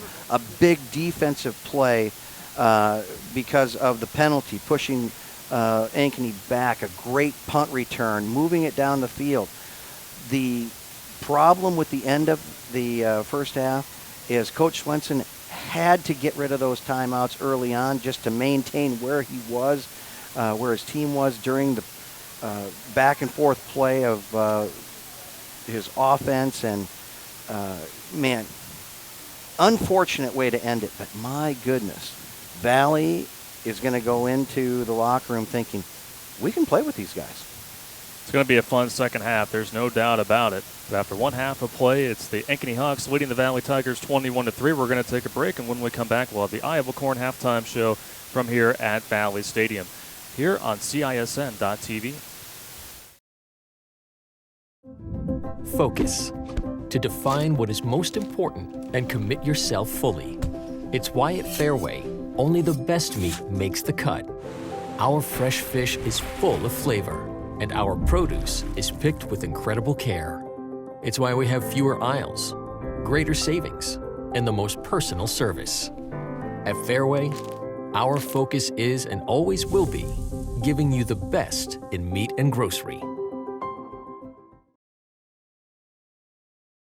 At MidAmerican Energy, we put our energy into making communities stronger, safer, and ready for the future. We support STEM education and community safety, special events, and economic development activities. We energize our cities and towns just like we have for decades, all to help make your community the place where you want to build your business, your legacy, and your life. It's another way we're obsessively, relentlessly at your service.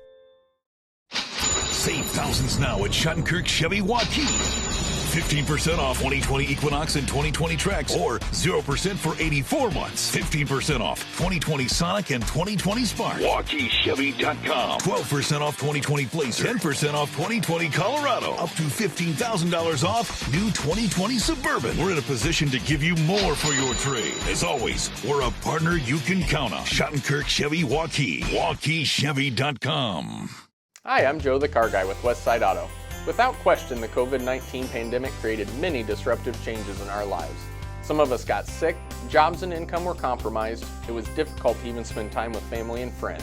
But one thing hasn't changed, and that's Westside Auto Pro's commitment to quality service, and that will never change. We're here to make sure you get maximum performance and reliability from your vehicle. So as we all move forward, keep Westside Auto Pros in mind. You've been through enough. We'll make sure your car is the least of your worries. And welcome to the Iowa Corn halftime show here at Valley Stadium. Beautiful Friday night for football here on the tail end of September. Hunter Phillips and Keith Bornes, we're delighted to have you with us here tonight for really an exciting game between two top 10 teams in the state. Number 3 Ankeny, number 8 West Des Moines Valley, and right now 21-3, Keith. It's been the Hawks who really just got off to a great start in the first quarter. Valley did some nice things in the second quarter, but unfortunately empty-handed there towards the tail end of the first half. What stood out to you? What stood out to me is the difference right now is the 2 quick strikes right down the field by Ankeny, the onside kick, the no-fear approach. Ankeny coming in, we feel we're better than you are, and we're going to take it right to you. So Valley coming back, what is really sticking out to me about Valley right now, they're moving the ball. This is something. 20-20, Valley is showing a lot of improvement. Some people might argue, well, made a quarterback change. Some people might argue it's Jaden Williams is getting a better push. Somebody's going to argue Valley's offensive line starting to get mesh and get downfield a little bit. When you're blocking 5 yards downfield versus right at the line of scrimmage, that is a positive sign. And so that's what I'm really kind of seeing is Valley getting downfield with their offensive line. Well, for Ankeny, again, Jace Bauer just picking up where he left off last week. He's been fantastic, but wanted to get your thoughts before we send it over to the March Masters here. Mason Morrow, I think, really has galvanized this team with his toughness, and I think what's really impressed me is he doesn't hesitate. He just goes ahead and makes the play that he needs to, and I think Coach Swenson really has to be pleased with what he saw. I think he is very pleased with what he saw. I think the Valley faithful are very pleased with what they saw, and I know that I am very pleased with what I saw. You don't just come in having taken no snaps in a game and do what he has done. He has been very accurate. Again, just one bad pass, one ill-advised pass to a receiver that was quadruple covered, and he's doing this with having to avoid a rush. The rush is coming. He's getting outside of it. And what is unexpected from him, as far as Ankeny is concerned, is he's not going to the sideline. He's turning it up. And so he is right now in there getting some pats on the shoulder and people around him, because Mason Morrow, he won't say a word. He's not going to get in your ear and say, I'm doing my job, you do yours. Mason Morrow's just going to go in there. People are going to come up to him and say, all right, I'm going to follow you. So again, Valley down at half to the Ankeny Hawks, 21-3. So now here on the Iowa Corn halftime show on this homecoming night in West Des Moines, we turn it over to the March Masters.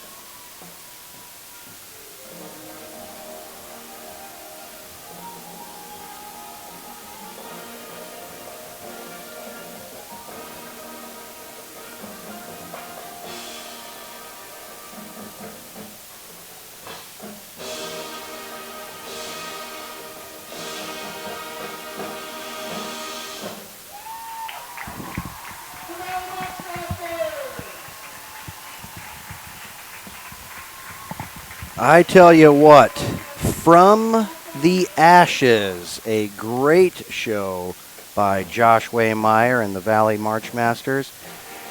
Fantastic work. People can be looking forward to them October 10th, Valley Fest. There are no spectators, nobody's coming in, but it will be live streamed. Gotta love the Valley Marchmasters again, putting on a show here on this homecoming night. We're going to take a break here on the Iowa Corn Halftime Show, and we'll be back to break down the second half next here on CISN.TV. In Iowa, we grow corn, but to us, corn is more than a cash crop. It's part of who we are. Corn supports our livestock, helping our animals thrive. Corn fuels us. Ethanol powers our state as we push towards a clean, burning future. Corn nourishes us. It gives us an abundance of good food that nourishes our families, helps our student athletes grow stronger. In Iowa, we grow corn. But the truth is, corn grows Iowa.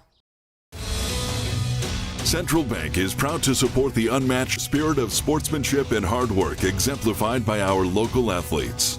We're fans of high school sports and the way the big game and hometown team rally a community. Best of luck to all of today's competitors.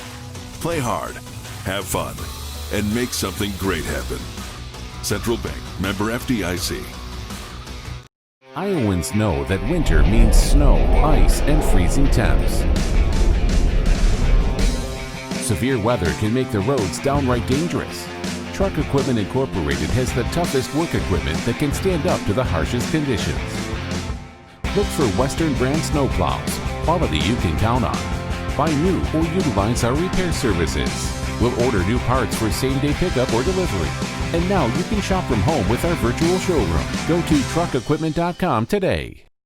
You can buy a new Ford at any Ford dealer. Why Schottenkirk Ford? Our core values: hard work, trust, character, integrity, honesty, and respect. During Schottenkirk Ford's fall savings event, get up to $12,500 off 2020 F-150 XLT. No goofy rebates. Everyone qualifies. Up to $12,000 off 2020 Expedition XLT. New 2020 EcoSport 4-wheel drive starting at $18,990. Our certified used vehicles come with a 12-month, 12,000-mile bumper-to-bumper warranty. Hurry in. Schottenkirk Ford, Indianola. SchottenkirkFord.com.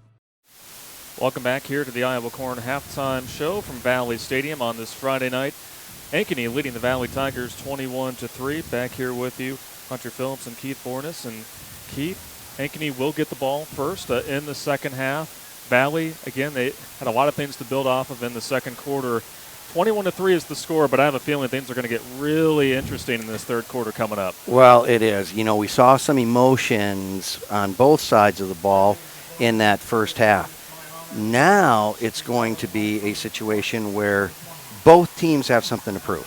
Valley's going to come out of the locker room and prove we can stop them, we can move the ball, and this half we can score. Ankeny wants to come back out and reestablish their offensive dominance that they have had all season. And they were able to get on the board early. Again, just to recap, 14-3. That was the lead for Ankeny there after the end of the first quarter, but then the Hawks were only able to put up one touchdown there in that second quarter. Valley, they were able to put some productive drives together, but were empty-handed there in that second quarter. And again, as our score stands right now, 21-3 coming in. And so what are the keys for both teams before we take our final break here, Keith, for both teams going into the second half? For Ankeny, they just need to come out, settle into their offense. If they are a quick strike offense, they need to stay a quick strike offense. Valley, it's going to hinge on Mason Morrow. Is his confidence building? Is that courage that he has shown, is that there to stay? Is that going to be something that the rest of the team feeds off of and generates themselves? So, yes, I am very excited about the play. Regardless of what this score ends up, both teams are showing signs of very good football.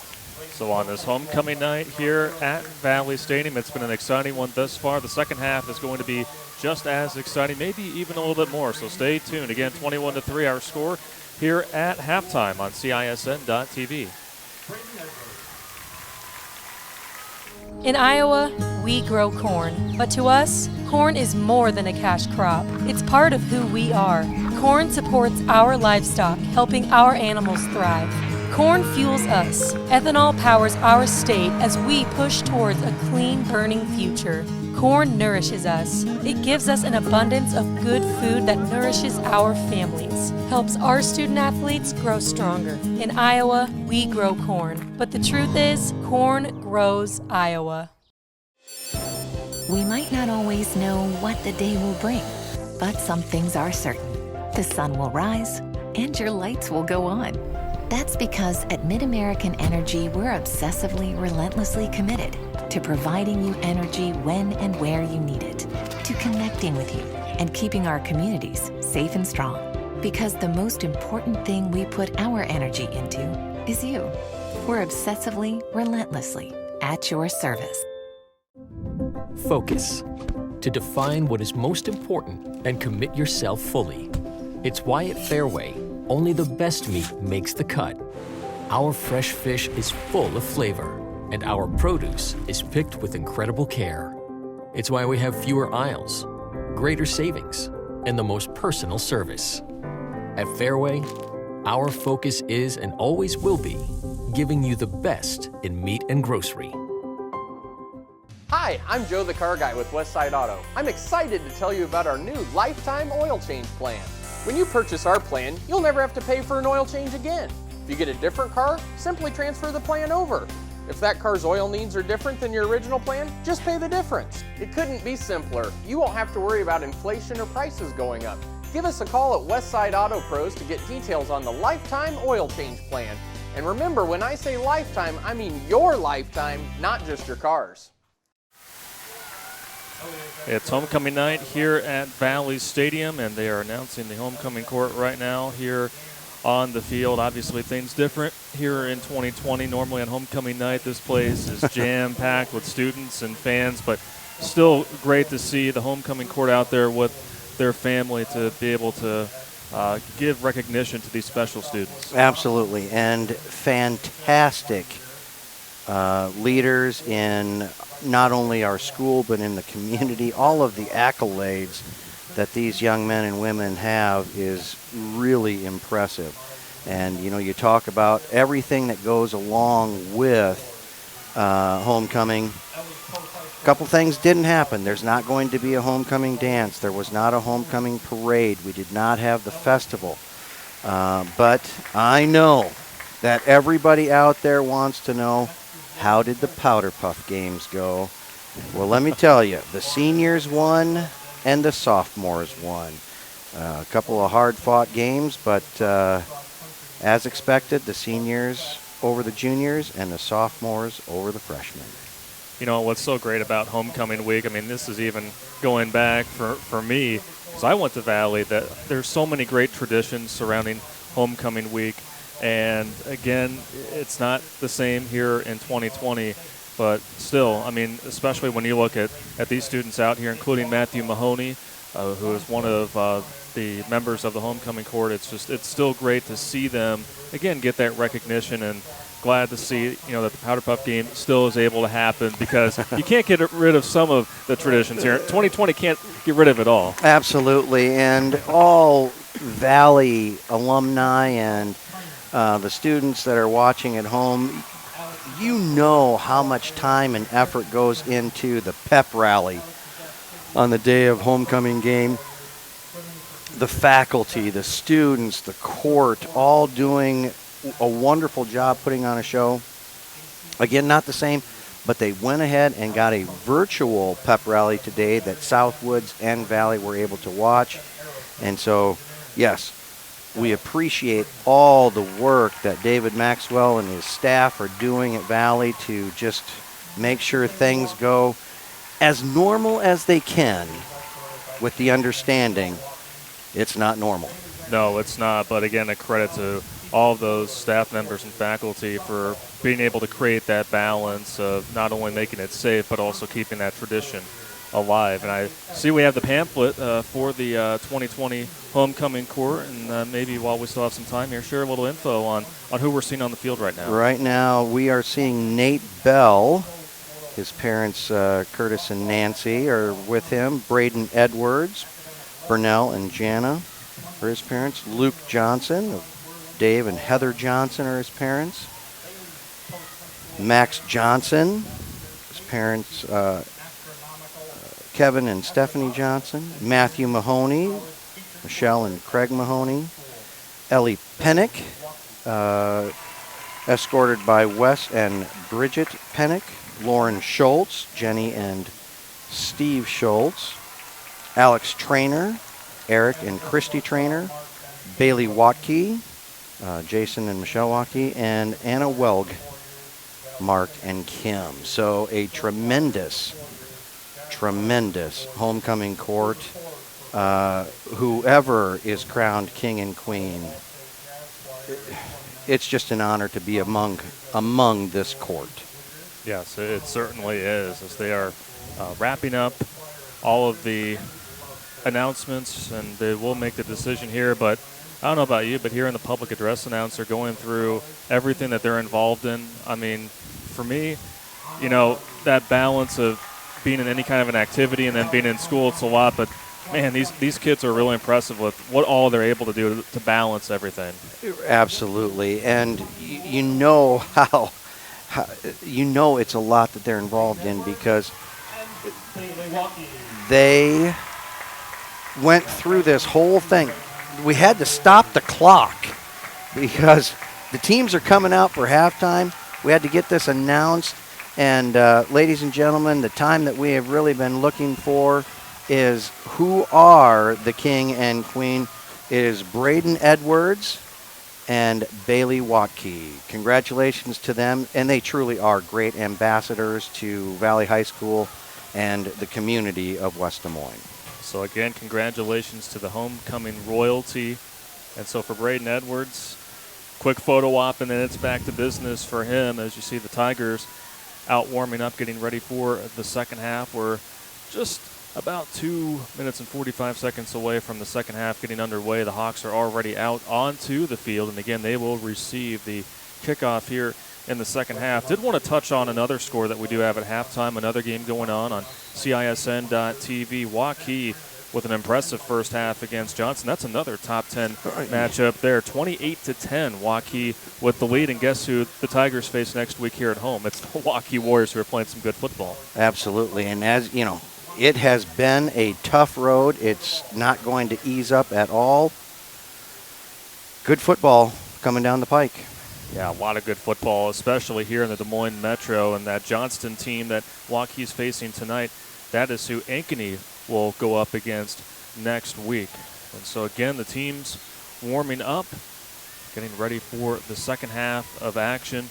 And so for Ankeny, again, they got off to such a hot start there in that first quarter. Literally the first couple of plays, they chuck it downfield. Jace Bauer able to find Brody Brecht, who ended up scoring the first touchdown of the game there at the 8:13 mark, a 13-yard fantastic grab in the left corner of the end zone. So if you're Valley, you know that Jace Bauer and company are going to try to go through the air here to begin things in the third quarter. Absolutely, and the coaches aren't holding anything back either. Gary Swenson goes for a fourth down fake punt, brings in, march down the field to score a field goal. Coach Nelson on the other side scores a touchdown, and then right after that, in the first quarter of all times, does an onside kick and is able to get down the field for a score as well. So, yes, very quick hitting scores. Coaches trying to play chess with each other. It's going to be an exciting second half. It is going to be exciting. And going back to your earlier point in the second quarter, you mentioned, man, why is Valley going up against Ankeny, and why is Ankeny going up against Valley for this homecoming game? You look at the last three games, I believe they've all been in the playoffs, and so here they are meeting in the regular season. What a treat here, two well-coached teams, but really interesting, the last three meetings between these teams, Valley winning all three. It's been in the playoffs. Yes, and that's actually been very good for both programs as far as not meeting during the regular season, that aspect of it, because these teams actually have had scrimmages against each other before the the playing season actually begins. And so Coach Swenson and Coach Nelson, very familiar with each other, have a lot of respect for each other. And it's showing in the play of their athletes. And I'm going to go back to, Mason Morrow had a great play, broken play, and he gets the ball downfield. Ankeny linebacker right there to say, that was a good play. Give him a little high five and move on, playing respectfully and yet playing very, very hard. So the Hawks will receive the kickoff here in the second half. Lennox Krell will boot this one away. Valley had to take a 5-yard penalty because of all the accolades that the homecoming court had, but I guess it really didn't matter, as Carell put it into the end zone anyway. Great touchback from a 35-yard kickoff point. So back come the third-ranked Ankeny Hawks onto the field. Scored in their first 3 possessions. All 3 were passing touchdowns from Jace Bauer, but then Valley's defense was able to zero in on Bauer, particularly there in the tail end of the second quarter. So something will have to give here to open up the second half.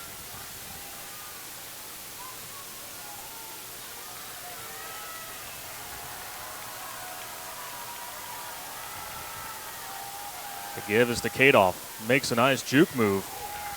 A nice tackle made there far side by the Tigers. Ethan Siskowski in on a big hit. And anybody that was watching the game last week, there were 2 monster hits in the Valley Polk game. Ethan Siskowski was the deliverer of one. And then, of course, we know that Neschheim was the receiver of the other. 2nd and 6 for Ankeny. Brody Breck, number 11, is the man in motion going far side of your screen. Bauer, the throw. Pass is low. Was it caught? They say it was a catch by Breck. And that will move the chains for an Ankeny Hawk first down. Man, talk about deception. From here, it looked like it skipped, but that was just a shadow of the ball on the field. He had to catch that off his shoelaces. Breck showing off the hands. That is his 3rd catch of the night. 3 receivers set for Ankeny. Up 21-3. Bauer with time. Delivers it downfield. Pass is caught. Breaking down the seam and getting tackled there at the last minute was a member of the Hawks. And a big gain downfield for Ankeny. Trey Krause with a touchdown-saving tackle. When you get your running back coming out of the backfield and get a matchup against the linebacker going down the sideline, that's a matchup that the offense wants to get. And it worked very well. Valley very fortunate to get that stopped. Maybe have a chance to regroup here. That was Colin Kadoff making the grab. Pitch off to Kadoff left side. Sent out of bounds by Mason Dubrava, who just lowered his shoulder into Kadoff, sending him out of bounds. It'll be 2nd down and about 7 for Ankeny here. Drew Henderson coming in to initiate the stop, but you're right. Mason Dubrava came in and put the finishing touches on. As Coach Mitchell always said, be the hammer, not the nail. Well, Valley's defensive backs have been laying the lumber down here in this series as the handoff goes for a couple of yards. Kadoff once again playing a big role in the series here to open up this second half for Ankeny. It's now 3rd down and 5. Ankeny has been very good in the red zone here tonight.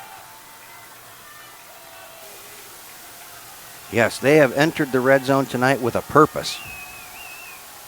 Bauer fakes the pitch. Runs inside. That'll be close to a first down. I think he's short. Yeah, looking to be about a yard short. Decision-making time. Not much of a decision as Ankeny goes right back to work here. Nasir Washington, the senior, made that stop. Crouching down and then plunging forward is Jace Bauer, and he has enough for the first down. Bauer 6'2", 2:05. Just able to stretch 3 feet of himself over the line. So now 1st and goal for the Hawks. Bauer, right side. Stiff arms one opponent and gets it inside the 5-yard line. Siskowski was the initial Tiger there, but the Tigers able to minimize the gain. Great job there by Bauer, because Siskowski came up, and to take on the size differential, to take on somebody that big, you got to go a little bit lower and take their legs out, and Bauer expected it, pushed the head down on the stiff arm. 3 talented receivers there far side for Ankeny. See where Bauer will go with the football here. Brecht is in motion, moving inside. Bauer throws right side, wide open is Kadoff, touchdown, Ankeny. Well, Ankeny certainly came out and did what they felt they needed to do, reestablishing big plays, this time utilizing the back out of the backfield on 3 of those plays, ultimately ending with that touchdown. Nobody even close. Well, and a lot of attention was placed, and rightfully so, left side of that formation. And that left Kadoff wide open. That is the 4th different Hawk to catch a touchdown pass here tonight. Extra point is good for Ankeny. And so the Hawks start off the second half the way they did in the first half. They score a touchdown, drive down the field with ease, 28-3 Ankeny on CISN.TV. In Iowa, we grow corn, but to us, corn is more than a cash crop. It's part of who we are. Corn supports our livestock, helping our animals thrive. Corn fuels us. Ethanol powers our state as we push towards a clean, burning future. Corn nourishes us. It gives us an abundance of good food that nourishes our families, helps our student athletes grow stronger. In Iowa, we grow corn. But the truth is, corn grows Iowa. Save thousands now at Schottenkirk Chevy Waukee. 15% off 2020 Equinox and 2020 Trax, or 0% for 84 months. 15% off 2020 Sonic and 2020 Spark. WaukeeChevy.com. 12% off 2020 Blazer. 10% off 2020 Colorado. Up to $15,000 off new 2020 Suburban. We're in a position to give you more for your trade. As always, we're a partner you can count on. Schottenkirk Chevy Waukee. WaukeeChevy.com. 8.5 minutes to go in the third quarter, 28-3. The third-ranked Ankeny Hawks in control here at Valley Stadium. Tigers looking for a big return. It's a solid return for Valley, and they will set up shop here for their first series of the second half at the 30-yard line. But Keith, now the deficit got a little bit bigger after a great opening series here in the second half by Ankeny. It did, and you know, Coach Swenson is probably down here saying, don't look at the scoreboard. We got to play football. And if we have good play, good things are going to happen. We'll let all of that take care of itself. Right now, they have a regular season for a reason. We need to improve. We need to build on things. Let's see what the second season brings. But we'll get ourselves better right here, right now. So we'll see what the Tigers can do on their first series of the second half. Again, Mason Morrow is the starting quarterback for Jake Rubley, who has been ruled ineligible by the Iowa High School Athletic Association after playing in the first 3 games. Jaden Williams with the first down carry. Minimal gain, running over to the left side. And, yes, he was met by all but 2 of the Ankeny defensive crew. Ankeny showing some great team speed, bottling up Jaden Williams. Jackson Pennegroth, who's been active tonight, was the first Hawk there. Nice throw by Morrow. Finding Nessheim, and a little extracurricular activity after the play. And this may go against Ankeny. Everybody looking at number 4, Bryce Peterson there. And he doesn't look all that pleased as he's headed back into the defensive huddle. Well, we've seen some pushing and shoving after the play. A penalty on both teams. First one was on Jaden Williams back in the first half, and this time it is Bryce Peterson called for the infraction. Yeah, we've seen the great respect between the teams. We've seen a little disrespect between the teams. But all in all, it's just a fierce competitive deal, and I think both teams do really have a lot of respect for each other. So 1st and 10 for the Tigers, just inside Ankeny territory. Tripping up was Cale Nessheim. Pass falls incomplete. Him and Will Cornwell, I think, just tripped over one another. Yeah, I don't know that I would call that falling incomplete. That thing flew incomplete when Nessheim hit the ground, nobody around, and the ball just carried downfield. Sent the official on a little bit of a jog. That was another strong throw by Mason Morrow. Drew Peterson enters the game for the Tigers. 2nd and 10. Play action. Backtracking is Morrow, and the pass is incomplete and was finding the aforementioned Drew Peterson. Drew Peterson came into the season vying for that quarterback position, and then as Rubley kind of took over, he and another quarterback, Drew Dunwald, decided to move over to the defensive side, and Peterson entered here as a fullback, try and work on that screen just a little bit. Reed Shield comes back into the game. He caught a pass back in the first half. 3rd and 10, Morrow dumps it off to his left to Jaden Williams, and he is wrapped up quickly. Will Cornwell was the first of 3 Hawks that converged on Jaden Williams, and the punt team will have to come out for the Tigers.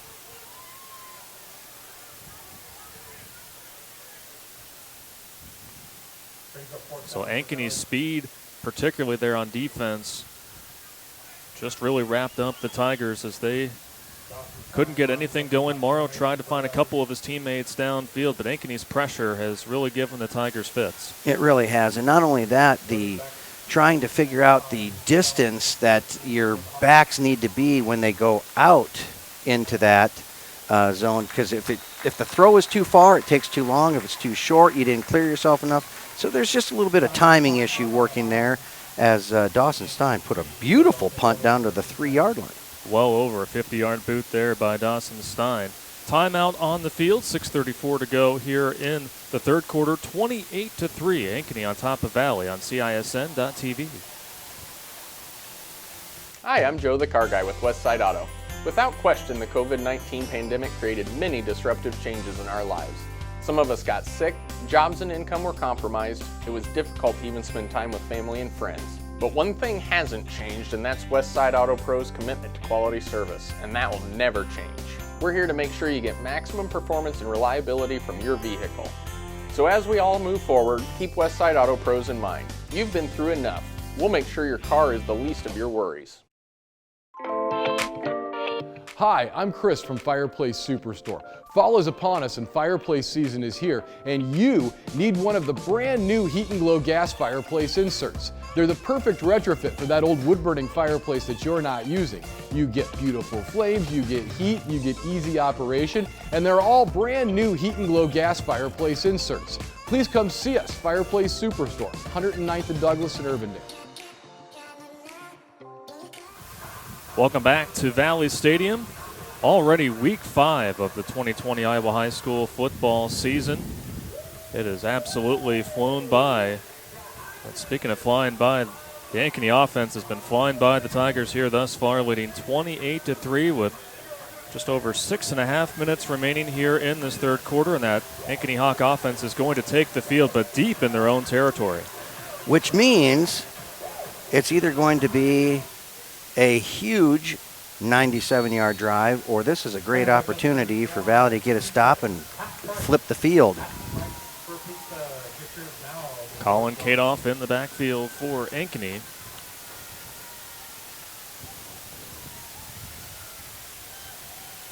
Low snap, Bauer handles it. Kadoff gains a yard or two. Valley doing a good job of giving no breathing room to the running back Kadoff. Yeah, they kind of stacked the box there and tried to make sure that the middle was not open. Although the middle really hasn't been the problem tonight for Valley, as Ankeny's overall team speed has utilized the sides very effectively. So again, pin deep. Inside the 5. Quick pass, and it's caught. But not much of a gain for Ankeny there. Brody Brecht with his 4th catch of the night. Drew Dunwald coming in from that linebacker spot, getting a great stop, bringing up 3rd and medium. Still deep in Valley's favor. 3rd and 5 for the Hawks, who enter week 5 with a 3-1 record. Have won 2 straight games. Bauer finds a seam. And I think he got enough for the first down. What a big run there by Jace Bauer. He's kind of a force back there.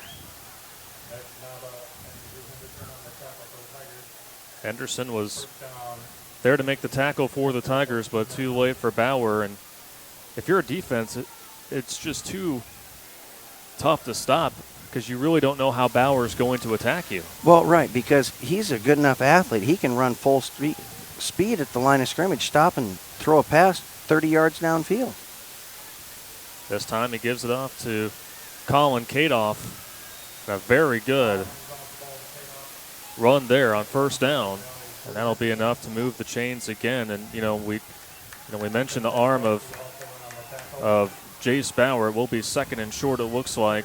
Well, last week, Ankeny ran for over 200 yards in that win against Council Bluffs Jefferson. So really, they're a balanced team when you look at them. They are very balanced. So 2nd down and short for the Ankeny Hawks. 4:15 to go in the 3rd. Pitch off to the right side. It's Kadoff again, who has been the bell cow here in this 3rd quarter, and he's been able to evade quite a few Tiger defenders here in this 3rd quarter. And this is kind of what I was expecting to see at the end of the first half. Ankeny just moved down the field with nice, strong, straight-ahead plays and milk the clock. The clock is rolling right now. Every second seems to go 3 or 4 times faster than what it is.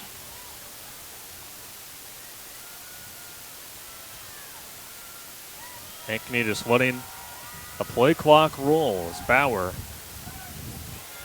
gets pressured and gets brought down. The Tigers finally are able to get to Bauer, and that was Nasir Washington.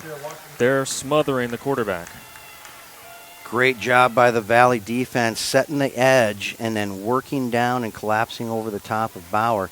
I thought Bauer was going to go ahead and make that throw out to Brecht anyway, but he thought better of it, which also shows that he's a pretty smart quarterback as well, because the Bravo was right there. Sometimes those real strong athletes got a strong arm, go ahead and try and force things. Well, he didn't force it anything right there, as it's too deep in their own territory to force a turnover. Well, according to our stats, that was just the 2nd sack of the season for this Valley defense. Brody Brecht is met up by Dubrava, who bear hugged him down to the ground. And it'll be 3rd down upcoming for the Ankeny Hawks.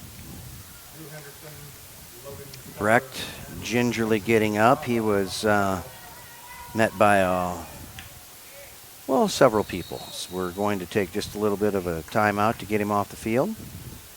Walking off under his own power, which is a good sign, though.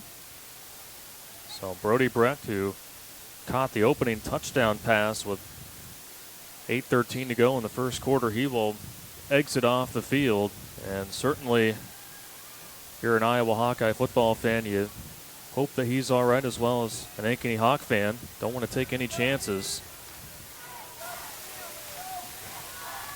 I think the Hawkeye fans that are also Valley fans, they won't start worrying about him until actually next year. Bauer, strong throw, broken up. Nice play made there by Ethan Siskowski, who's provided the thump here in this third quarter. Ethan Siskowski has really had a great year. He has put some licks on people. And he's not just hitting people that are smaller than he is taking his shots at anybody out there. So if there isn't somebody from the opposite team, the opposing team in the way, his own guys better be looking out too. He's looking to hit. Well, he has provided some big hits in this third quarter. Ankeny with their third punt of the night. Hutch catches it at the 30. Ball is loose, but the official says that the knee was down. Very fortunate for the Tigers there, as they will be back on the field with 1:50 to go here in this third quarter, looking to get their first touchdown of the night. Well, I tell you what, anybody that's ever been a punt returner, when you're standing still and that ball is way up in the air and you're waiting for it to come down, it feels like you are counting to 100. You know that the defense is there. They are covering well. It's just all about, let me catch it, please let me catch it. And so nerves of steel there. Hutch was able to reel it in. And as Valley's offense is back on the field, just another area where Ankeny is strong is special teams. Little bobble there on the carry, but Tigers able to still gain a few positive yards. That was Dubrava getting the carry from Mason Morrow. Actually, Cale Nessheim was the recipient of the carry.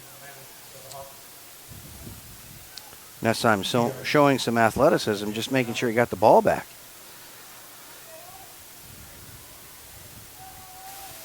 Valley setting up this bunch. Play action. Plenty of time initially for Morrow. Decides to run, weaves his way past a couple of defenders, and that should be enough for a first down.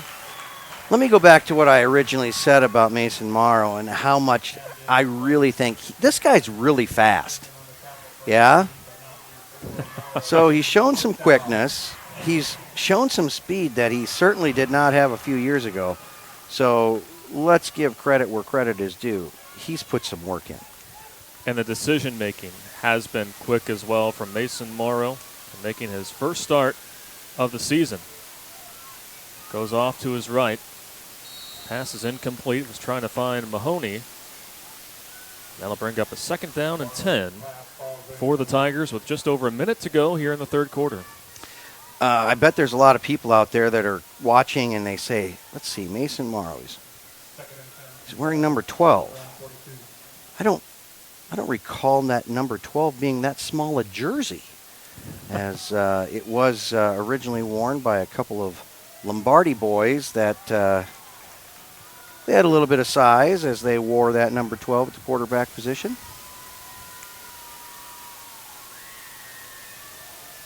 Well, number 12 hands it off to number 2, Matthew Mahoney. Gets a couple of yards there. And it'll be third down for the Tigers, who again come into this game 1-2. Have lost 2 straight games, but have faced one of the toughest schedules that any team will face here in Class 4A. But they have dealt with a handful of really key injuries. Of course, the loss of Rubley. They've faced a lot of adversity. But in games like this and moments like these, you just try to find what your team is made of. Morrow, pressured, goes off to the left flag, is thrown. Morrow still on his feet, somehow delivers it downfield, and it's caught! What a play by Mason Morrow. Finding Eli Raridan, but unfortunately, it is not going to count. And that penalty, the spot of the penalty is 2 yards behind, well, actually 4 yards into the backfield. Instead of it being 1st and 10 at the 20 after an incredibly athletic, Fran Tarkenton-ish type quarterback play, Valley's going to end up way back in their own territory for a 3rd and forever. That's been one of the things that have hurt the Tigers tonight is when they've gotten some positive plays, unfortunately a penalty has brought it back. I really don't understand what the official was looking at there. There's holding on every play in the offensive line. Why do you pick and choose to do it right now? Well, it sets up a 3rd and now 20. Whistle blown. As that is the end of the 3rd quarter here at Valley Stadium. 28-3. Ankeny on top of the Valley Tigers. We'll be back with the 4th quarter after this here on CISN.TV. Central Bank is proud to support the unmatched spirit of sportsmanship and hard work exemplified by our local athletes. We're fans of high school sports and the way the big game and hometown team rally a community. Best of luck to all of today's competitors. Play hard, have fun, and make something great happen. Central Bank, member FDIC. Iowans know that winter means snow, ice, and freezing temps. Severe weather can make the roads downright dangerous. Truck Equipment Incorporated has the toughest work equipment that can stand up to the harshest conditions. Look for Western brand snowplows, quality you can count on. Buy new or utilize our repair services. We'll order new parts for same-day pickup or delivery. And now you can shop from home with our virtual showroom. Go to truckequipment.com today. We've reached the 4th quarter here on this homecoming Friday night here at Valley Stadium in West Des Moines. It has been all Ankeny here through the first 3 quarters. They lead 28-3 in this battle of 2 top 10 teams in Class 4A. Along with Keith Bornas and our hardworking CISN.TV crew, I'm Hunter Phillips. And just unfortunately for the Tigers tonight, when they've been able to gain some kind of momentum on offense, they've had some penalties bring it back. But you got to give credit where credit is due. Ankeny came ready to play tonight. They did, and they have. Morrow pressured. Ball is loose. Ankeny says they got it, and they do. First turnover on the night, and the active, relentless effort from that Ankeny defensive line finally got to Morrow, who coughs it up. They did, and Morrow has done a fantastic job trying to elude pressure all night. He's done a great job doing that. This one just got away from him as it was too much. And Ankeny, costly turnover for Valley. Great opportunity to expand the lead. That sets up very good field position for the Hawks at the Valley 25. And in the pregame show, Coach Gary Swenson talked about winning the battle at the line of scrimmage. Valley's offensive line has had their hands full with Ankeny's very fast defense. Flag thrown by the back judge. Ankeny's going to head back, well, depending on the spot here. Moved it to the 26-yard line, so they're going to go back to the 36-yard line for a first and looks to be 21. Member of the Tiger defense down on the field have not identified a number.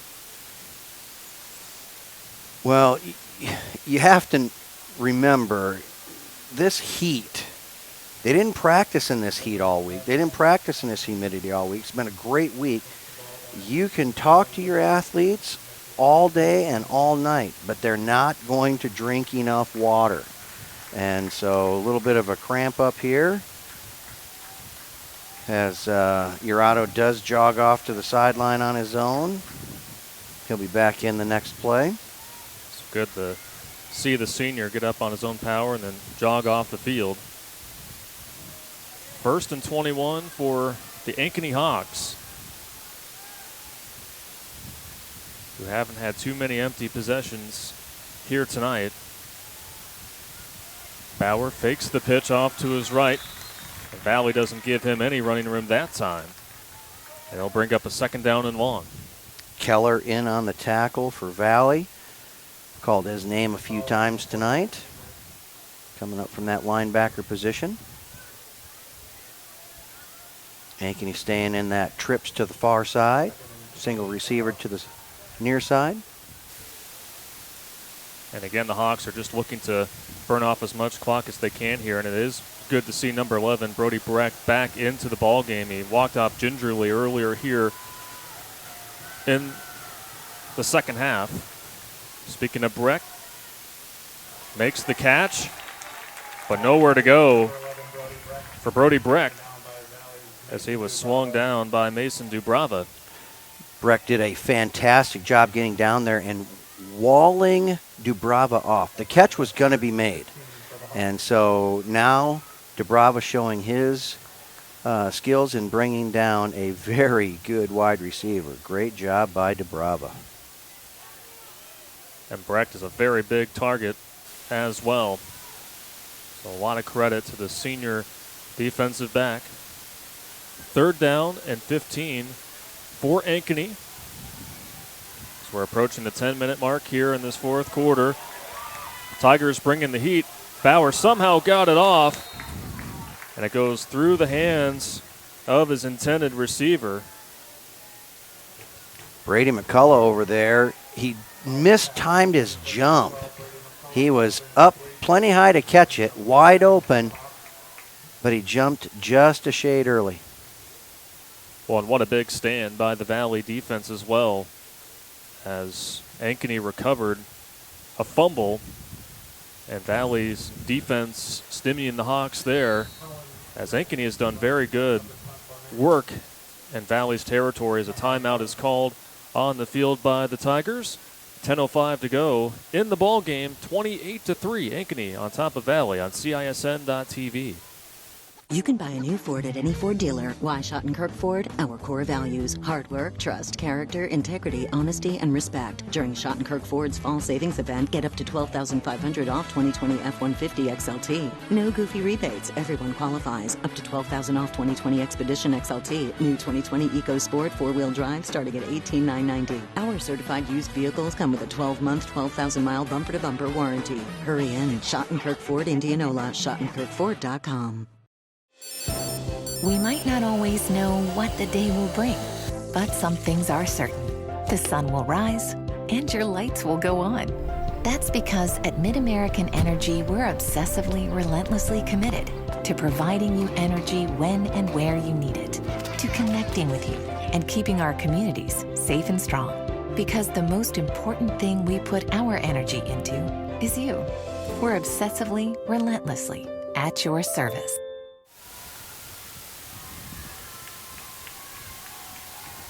Back here at Valley Stadium, Max Pelham tries the long kick, but the Tigers block it. A very good play made by the Valley front to deny the points there for Ankeny, and the Tigers will take over. Yes, he's got the leg to make that 47-yard field goal attempt there. What is very interesting, though, is as long a field goal as it was, everybody goes back to that Auburn-Alabama game where it was a long field goal attempt and Auburn returned it for a touchdown. The ball landed on the 10, which means it could have been returned. But it did go into the end zone for a touchback, and Valley is going to take over 1st and 10 on the 20. So we'll see what the Tigers offense can do with 10 minutes to go here in this 4th quarter.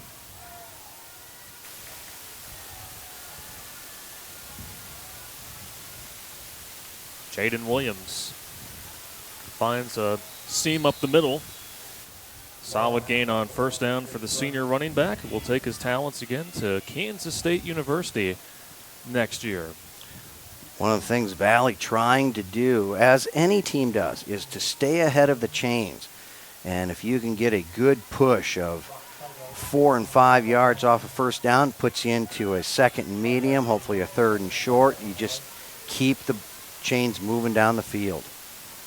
Morrow receives the high snap, slings it up the middle, passes caught by Mahoney, breaks away from one defender and gets shoved out of bounds, and that is a flag on the Hawks. Ryan Crandall was the one that was battling with Mahoney, and the officials say that he shoved him too far out of bounds. The Ankeny coaching staff in the room right next to us, they did not agree with the call. Said that he fell down. Well, maybe he did, but he had a little assistance, and the biggest part of that play was the fact that it happened 7 yards out of bounds. So the pounding on the wall did not help the cause. So for Mahoney, that's his second catch tonight. One of the longest plays from scrimmage we have seen from the Tiger offense tonight. Give off to the right side. Goes for 4, maybe 5 yards for Jaden Williams. Yep, Valley going into a little bit of a hurry up here. When I say hurry up, I mean they got to the line fast. No chance to sub. Williams with plenty of running room. Gets the first down and much more. Biggest run of the night for Jaden Williams. Valley's offensive line gained the upper hand that time. Hank Lucas on a nice job there by Valley, getting a great block. Ended up with an Ankeny defender on the ground there. He just kind of laid on him for a little bit, tried to get up.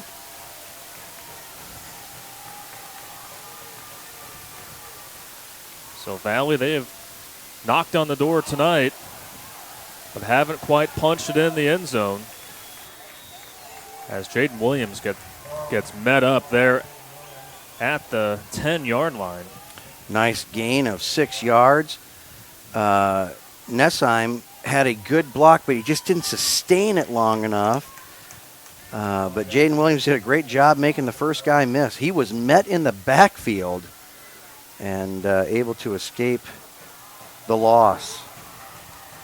That was Caleb Rathjen that made the big stop on Jaden Williams, who gets the carry, has some room, but a nice tackle made far side. That's Bryce Peterson. Bryce Peterson has been in on an awful lot of plays there, and I think he saved a touchdown there as Williams had some clear sailing. Ankeny was in pursuit, but I don't think they had the angle. 3rd and 1 for the Tigers. Haven't scored a touchdown since the second quarter last week at Southeast Polk. Williams up the middle, touchdown Tigers. Great job by the Valley offensive line. They moved the ball well down the field, but on this particular play here, the scoring play, they were able to get their double teams and open up. You got to get the line of scrimmage. Valley did win that play. 3rd rushing touchdown of the season for Jaden Williams, the first since week 1 when Valley defeated Roosevelt. Extra point on the way is good. So the Tigers get their first touchdown on the board with just over 7 minutes to go in the 4th quarter. 28-10, Ankeny in the lead here on CISN.TV. Focus. To define what is most important and commit yourself fully. It's why at Fairway, only the best meat makes the cut. Our fresh fish is full of flavor, and our produce is picked with incredible care. It's why we have fewer aisles, greater savings, and the most personal service. At Fairway, our focus is and always will be giving you the best in meat and grocery. Godfather's Pizza's Autumn Feast. A medium specialty pizza, a medium pepperoni pizza, and my new caramel apple streusel with Twix candy pieces. Get yours today. Hi, I'm Chris with Fireplace Superstore. Fall's upon us and fireplace season is here, and you need a new Heat and Glow high-efficient gas direct vent. These are ideal for your new construction project, for your remodeling project, or for removing your old wood-burning fireplace and replacing it with a new Heat and Glow high-efficient gas direct vent. Come see us today at Fireplace Superstore, 10820 Douglas in Urbandale. Back underway here in the 4th quarter. 28-10, Ankeny on top of Valley. But Keith, what a great drive for the Valley Tigers. They started inside their own 30-yard line, were able to drive down the field with a nice balance of pass and run, but really got the running game going there, and Jaden Williams punched it in from 4 yards out. You know, sometimes you always look for the run to open up the pass, and then tonight, Valley has really put together a pretty good scheme as far as utilizing Morrow's, we'll call it surprising mobility as he gets out of the pocket and move around, moving Valley down the field. And they have set up the run by using the pass. Colin Kadoff gets the first down carry for the Ankeny Hawks. Kadoff does have a receiving touchdown here tonight. That was the last touchdown scored by the Hawks at the 8:36 mark in the third quarter. But he's been a do-it-all back for Ankeny. But yeah, one of the benefits for Valley is the fact that when you have Mason Morrow under center is that no one has seen him play. So for Ankeny, tough to game plan around a guy who is making his first start of the season. Meanwhile, Jace Bauer is able to shake away from a few Valley defenders. He's been a tough customer to bring down here tonight, but the Hawks will still be short of the first down. Going to be third and a short 3. Great athleticism and power there by Bauer as Valley had him tied up in the backfield. So Valley trying to finish this game off on a high note. Their defense, really since the second half of the second quarter, have done a nice job against Ankeny. On 3rd and 3, Bauer throws off to his right. Pass is caught. And off to the races. I think that was Kadoff out there far side. And Valley is able to make a touchdown-saving tackle once again. Brady McCullough with the reception there. Valley had to use 3 defensive backs to get that stop. Kraus was able to trip him up with that diving effort. But it appears as though he stepped out of bounds a little earlier than we had thought. So,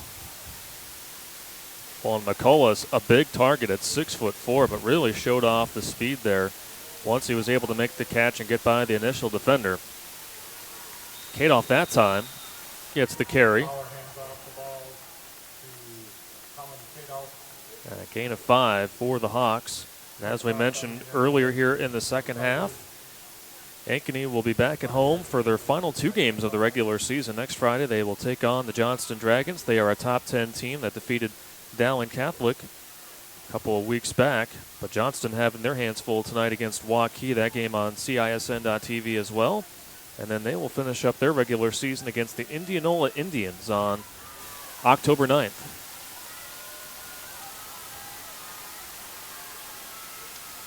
Second and 5. Another give.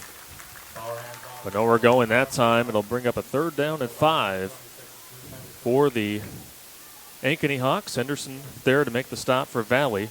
So we have just over 4.5 minutes remaining here in this football game. yes, it certainly seems as though those seconds have just really run down off the clock in this quarter, especially after Valley had such an impressive drive to go down and score on the last one. Ankeny taking their time, letting the clock run down. Maybe looking to call a timeout here with a second or 2 left on the play clock. It looks like that is what they will in fact do.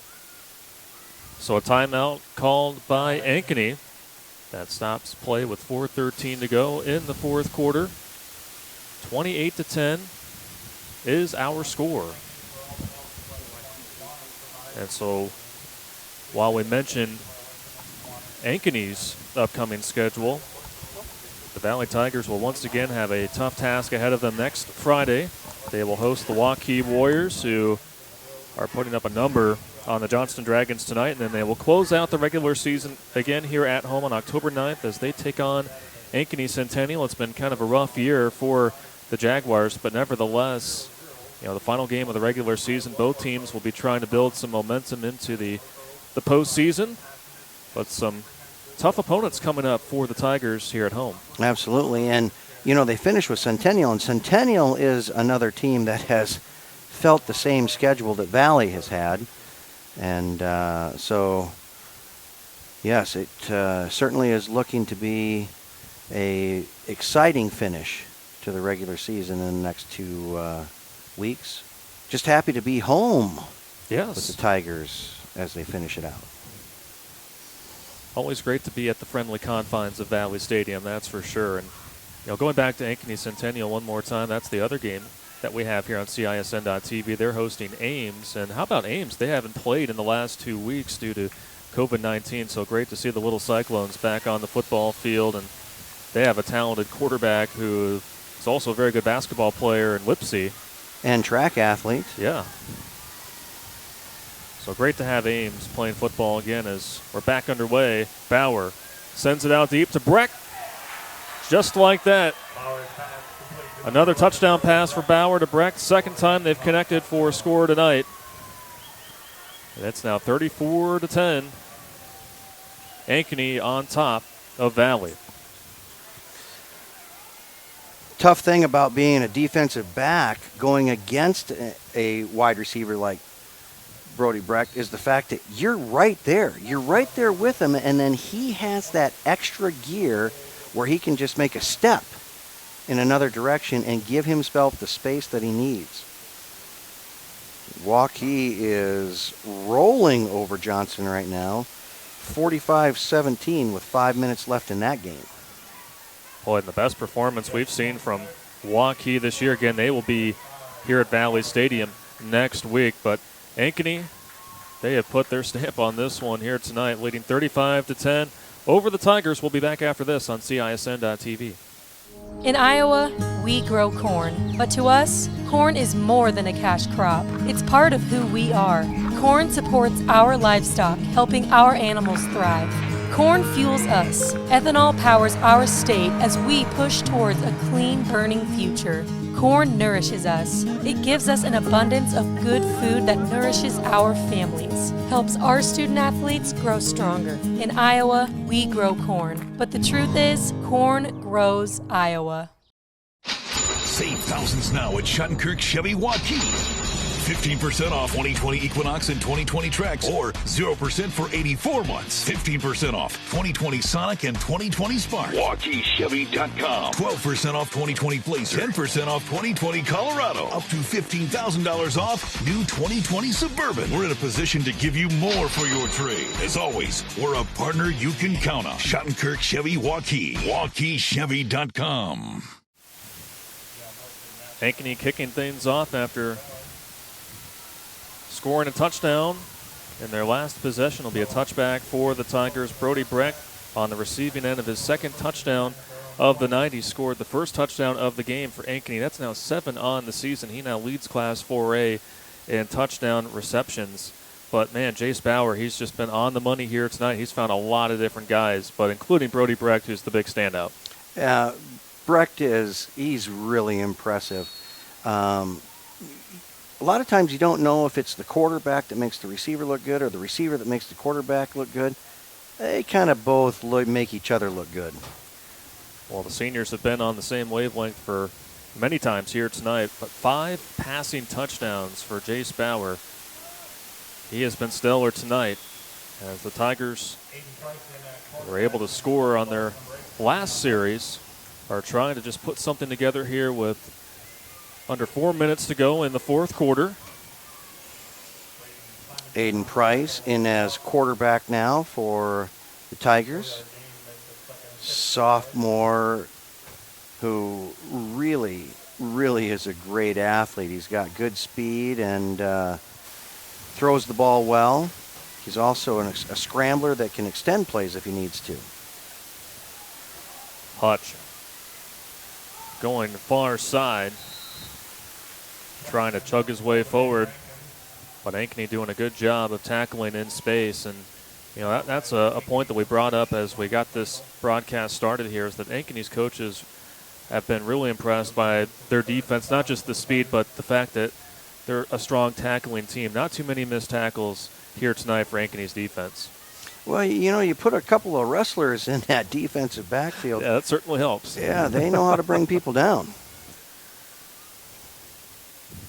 So as Keith mentioned, Aiden Price in at quarterback. Mason Morrow was the starter. Price making his third appearance of the season. Did play some at Southeast Polk last Friday, and there's that elusiveness that you were talking about, Keith. Gets the first down as he is shoved out of bounds inside the 35.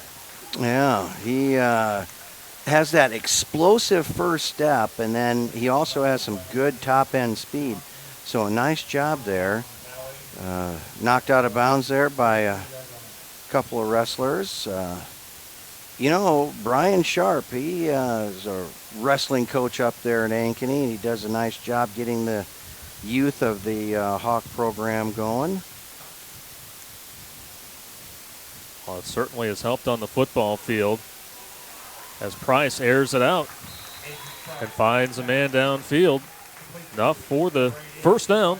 Eli Raridan, he's made quite a few catches here tonight, obviously gaining interest from many D1 schools, but he is such a big target, and it's almost impossible not to find number 88 at some point in the ball game. That's right. And, early on in the year, all of the Valley receivers kind of had that just trying to get a good feel for the ball, and there was a lot of drop passes. But tonight, if it's been thrown close to them, they've done a pretty good job hauling it in. Price going off to his right. Again, nice speed shown by the sophomore Aiden Price. Picks up 9 yards there on the quarterback keeper. 2 minutes to go in the fourth quarter.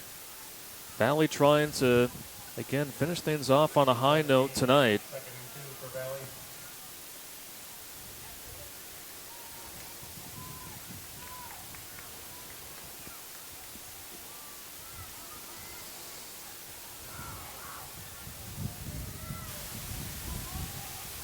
Single back set for the Tigers.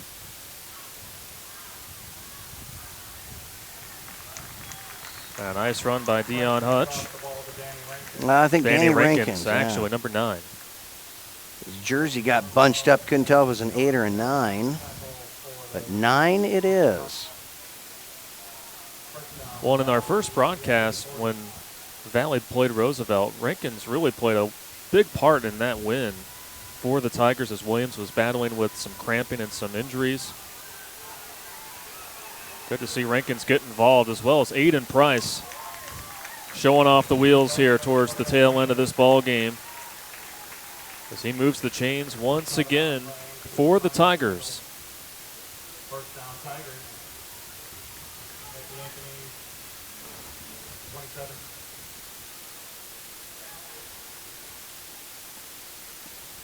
Tell you what, Price really showed some intelligence there. Crandall was coming with a head of steam, and so Price just went ahead and took a dive out of bounds, which would probably kept his head on his shoulders. Price that time able to find Drew Peterson. So a nice delivery there from Price, having to get rid of that one in a hurry, finding the senior. That's his second grab of the night, Peterson's. Clock still rolling. 35 seconds to go in the fourth quarter. Price with a clean pocket, low throw. It is caught. That's Rankins, but he went down. He was slipping and sliding after he was able to scoop that pass up at the 20. And now Valley will try to engineer one more play here. Yes.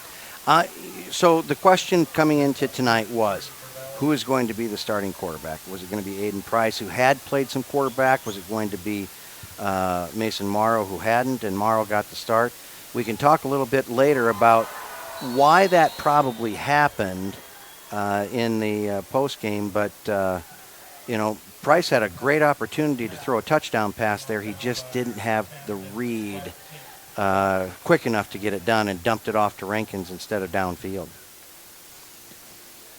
And that was nearly picked off by Ankeny. One more play for Valley. And this battle of two top 10 teams in the state, the upper hand. was with the visitors, the Ankeny Hawks. As Price wafts it, and it's picked off by Ankeny, and that will seal the win for the Hawks. The third-ranked team in the state has now won 3 in a row as they defeat the Valley Tigers 35-10 here at Valley Stadium. We're going to take a break, and when we come back, we'll break down the game with the post-game show next here on CISN.TV. We might not always know what the day will bring, but some things are certain. The sun will rise, and your lights will go on. That's because at MidAmerican Energy, we're obsessively, relentlessly committed to providing you energy when and where you need it, to connecting with you and keeping our communities safe and strong. Because the most important thing we put our energy into is you. We're obsessively, relentlessly at your service. Focus. To define what is most important and commit yourself fully. It's why at Fairway, only the best meat makes the cut. Our fresh fish is full of flavor, and our produce is picked with incredible care. It's why we have fewer aisles, greater savings, and the most personal service. At Fairway, our focus is and always will be giving you the best in meat and grocery. Hi, I'm Joe the Car Guy with Westside Auto. I'm excited to tell you about our new lifetime oil change plan. When you purchase our plan, you'll never have to pay for an oil change again. If you get a different car, simply transfer the plan over. If that car's oil needs are different than your original plan, just pay the difference. It couldn't be simpler. You won't have to worry about inflation or prices going up. Give us a call at Westside Auto Pros to get details on the lifetime oil change plan. And remember, when I say lifetime, I mean your lifetime, not just your car's. You can buy a new Ford at any Ford dealer. Why Schottenkirk Ford? Our core values: hard work, trust, character, integrity, honesty, and respect. During Schottenkirk Ford's fall savings event, get up to $12,500 off 2020 F-150 XLT. No goofy rebates. Everyone qualifies. Up to $12,000 off 2020 Expedition XLT. New 2020 EcoSport 4-wheel drive starting at $18,990. Our certified used vehicles come with a 12-month, 12,000-mile bumper-to-bumper warranty. Hurry in. Schottenkirk Ford, Indianola. SchottenkirkFord.com. Well, on this homecoming Friday night here at Valley Stadium, it was all the road team, the Ankeny Hawks. They defeat the Valley Tigers 35-10. The Tigers dropped to 1-3 on the season. Meanwhile, the Ankeny Hawks, they've now won 3 in a row, and they are now 4-1 here in 2020. Hunter Phillips and Keith Bourne is back here with you. And Ankeny, just right from the get-go, was able to set the tone. They had a really big first quarter, outscoring the Tigers 14-3, and then just methodically were able to do good things against Valley's defense. Of course, the Tigers were shorthanded. Brand new quarterbacks coming into tonight's game. So the deck was kind of in Ankeny's favor to begin with, but you got to give so much credit to Ankeny because they were able to beat the Tigers on, all areas of the field: special teams, defense, and offense. That's right.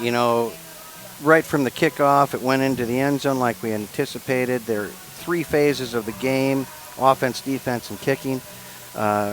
Valley was able to answer with some special teams, but the offense struggled a little bit, didn't have the big monster plays that Ankeny had tonight. But I am going to tell you, I was extremely impressed with the leadership and courage that Mason Morrow showed, and I think he showed some great signs of things to come for Valley's offense. And as high-powered as Ankeny's offense is, Valley's defense made some strides here as well. You take a look at it by the halves. It was 21-3 in the first half. It was 14-7 in the second half. So is that something that Valley is going to go ahead and be able to build on? I think it is.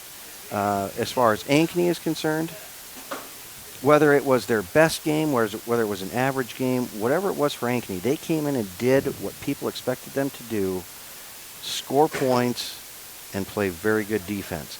I actually don't know which side of the ball I was more impressed with for Ankeny tonight.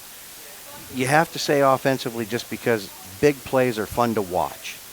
But their defense, that defensive line, they were able to control the line of scrimmage too. Valley had some signs of a lot of progress that they have made gelling together as they opened up some holes, and Williams and Rankin's able to move down the field a little bit. Yeah, great hard-fought game. And, we wish the best to Ankeny, and we certainly wish the best to Valley. So let's talk about Jace Bauer here quickly. I mean, as advertised, 5 touchdowns tonight, all in the air. 4 different players getting a touchdown. Of course, Brody Breck, the high-profile recruit, former or future Iowa Hawkeye. He snagged 2 touchdown grabs tonight. Cade Sommers with a touchdown grab. Weston Folk, and then Colin Kadoff, who did a great job at the running back spot. Ankeny is so tough to really game plan against because they just have so many weapons. Yeah, the question always is, do you want to bring your linebackers? Do you want to bring them in and put as much pressure on them as you can? You have to dial it up sporadically because he's a kid that he can see the pressure coming. All he has to do is make one move, and he creates his own gap to move downfield. He is a strong runner. He's a fast runner. There's a reason that he is the leading rusher on the team, and that is he can see the field so well as plays develop. There would be times that he could throw the ball as well, but say, that just opened up, I'm going. And so even in the designed passes where he has time, man, he can tuck and run. So, yes, as good a quarterback as we have seen, and we saw a very good one last week. So, yeah, it'll be interesting to see how the season unfolds for Ankeny and Polk. Waukee Dowling. Waukee certainly flexing some muscle tonight. But I tell you, as I have told our athletes many times, I'd rather be on our sideline in the long haul. Absolutely. And for Valley, 1 touchdown tonight. That came in the 4th quarter. Jaden Williams with a 4-yard touchdown run, his 3rd rushing touchdown of the season, first since week 1. So very good to see Jaden Williams in the run game really pick up in the second half. But put on the coaching hat for a second here. Who's going to be the starter for the Tigers, assuming that Jake Rubley, there's still a long process with the appeal, but who really stood out? We didn't see much of Aiden Price, came in relief in the 4th quarter, but Morrow really showed a lot. Well, the nice thing about it is you can, what do we want to say, prognostically be optimistic about both quarterbacks. In this particular case, I think Morrow probably won that job, just looking at tonight's game, because of the reads that he made. Aiden Price did a nice job dumping a pass off here at the end to Rankins, but at the same time in that play, he had a receiver that was even with the defender, and the defender was still facing the offensive line. When they're even, that means the receiver's ahead, and if he leads him downfield, he's into the opening. Right after, and Price, I'm sure, will see it on film, and I'm sure you maybe even saw it in the game, he releases that ball, and then all of a sudden his receiver's open, and he just didn't have that confidence to throw it down there to lead him downfield. We did see him try to make up for that play, throwing the pick right there at the end. But Morrow, he just really kind of showed the it factor, kind of generating that confidence for Valley to move the ball down the field. I would say right now it's Morrow's job to lose.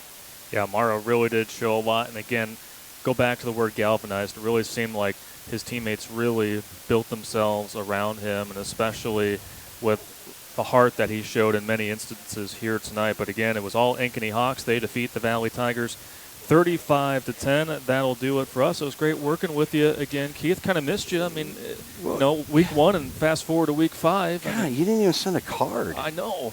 I got to get your address. All right, we'll take care of it.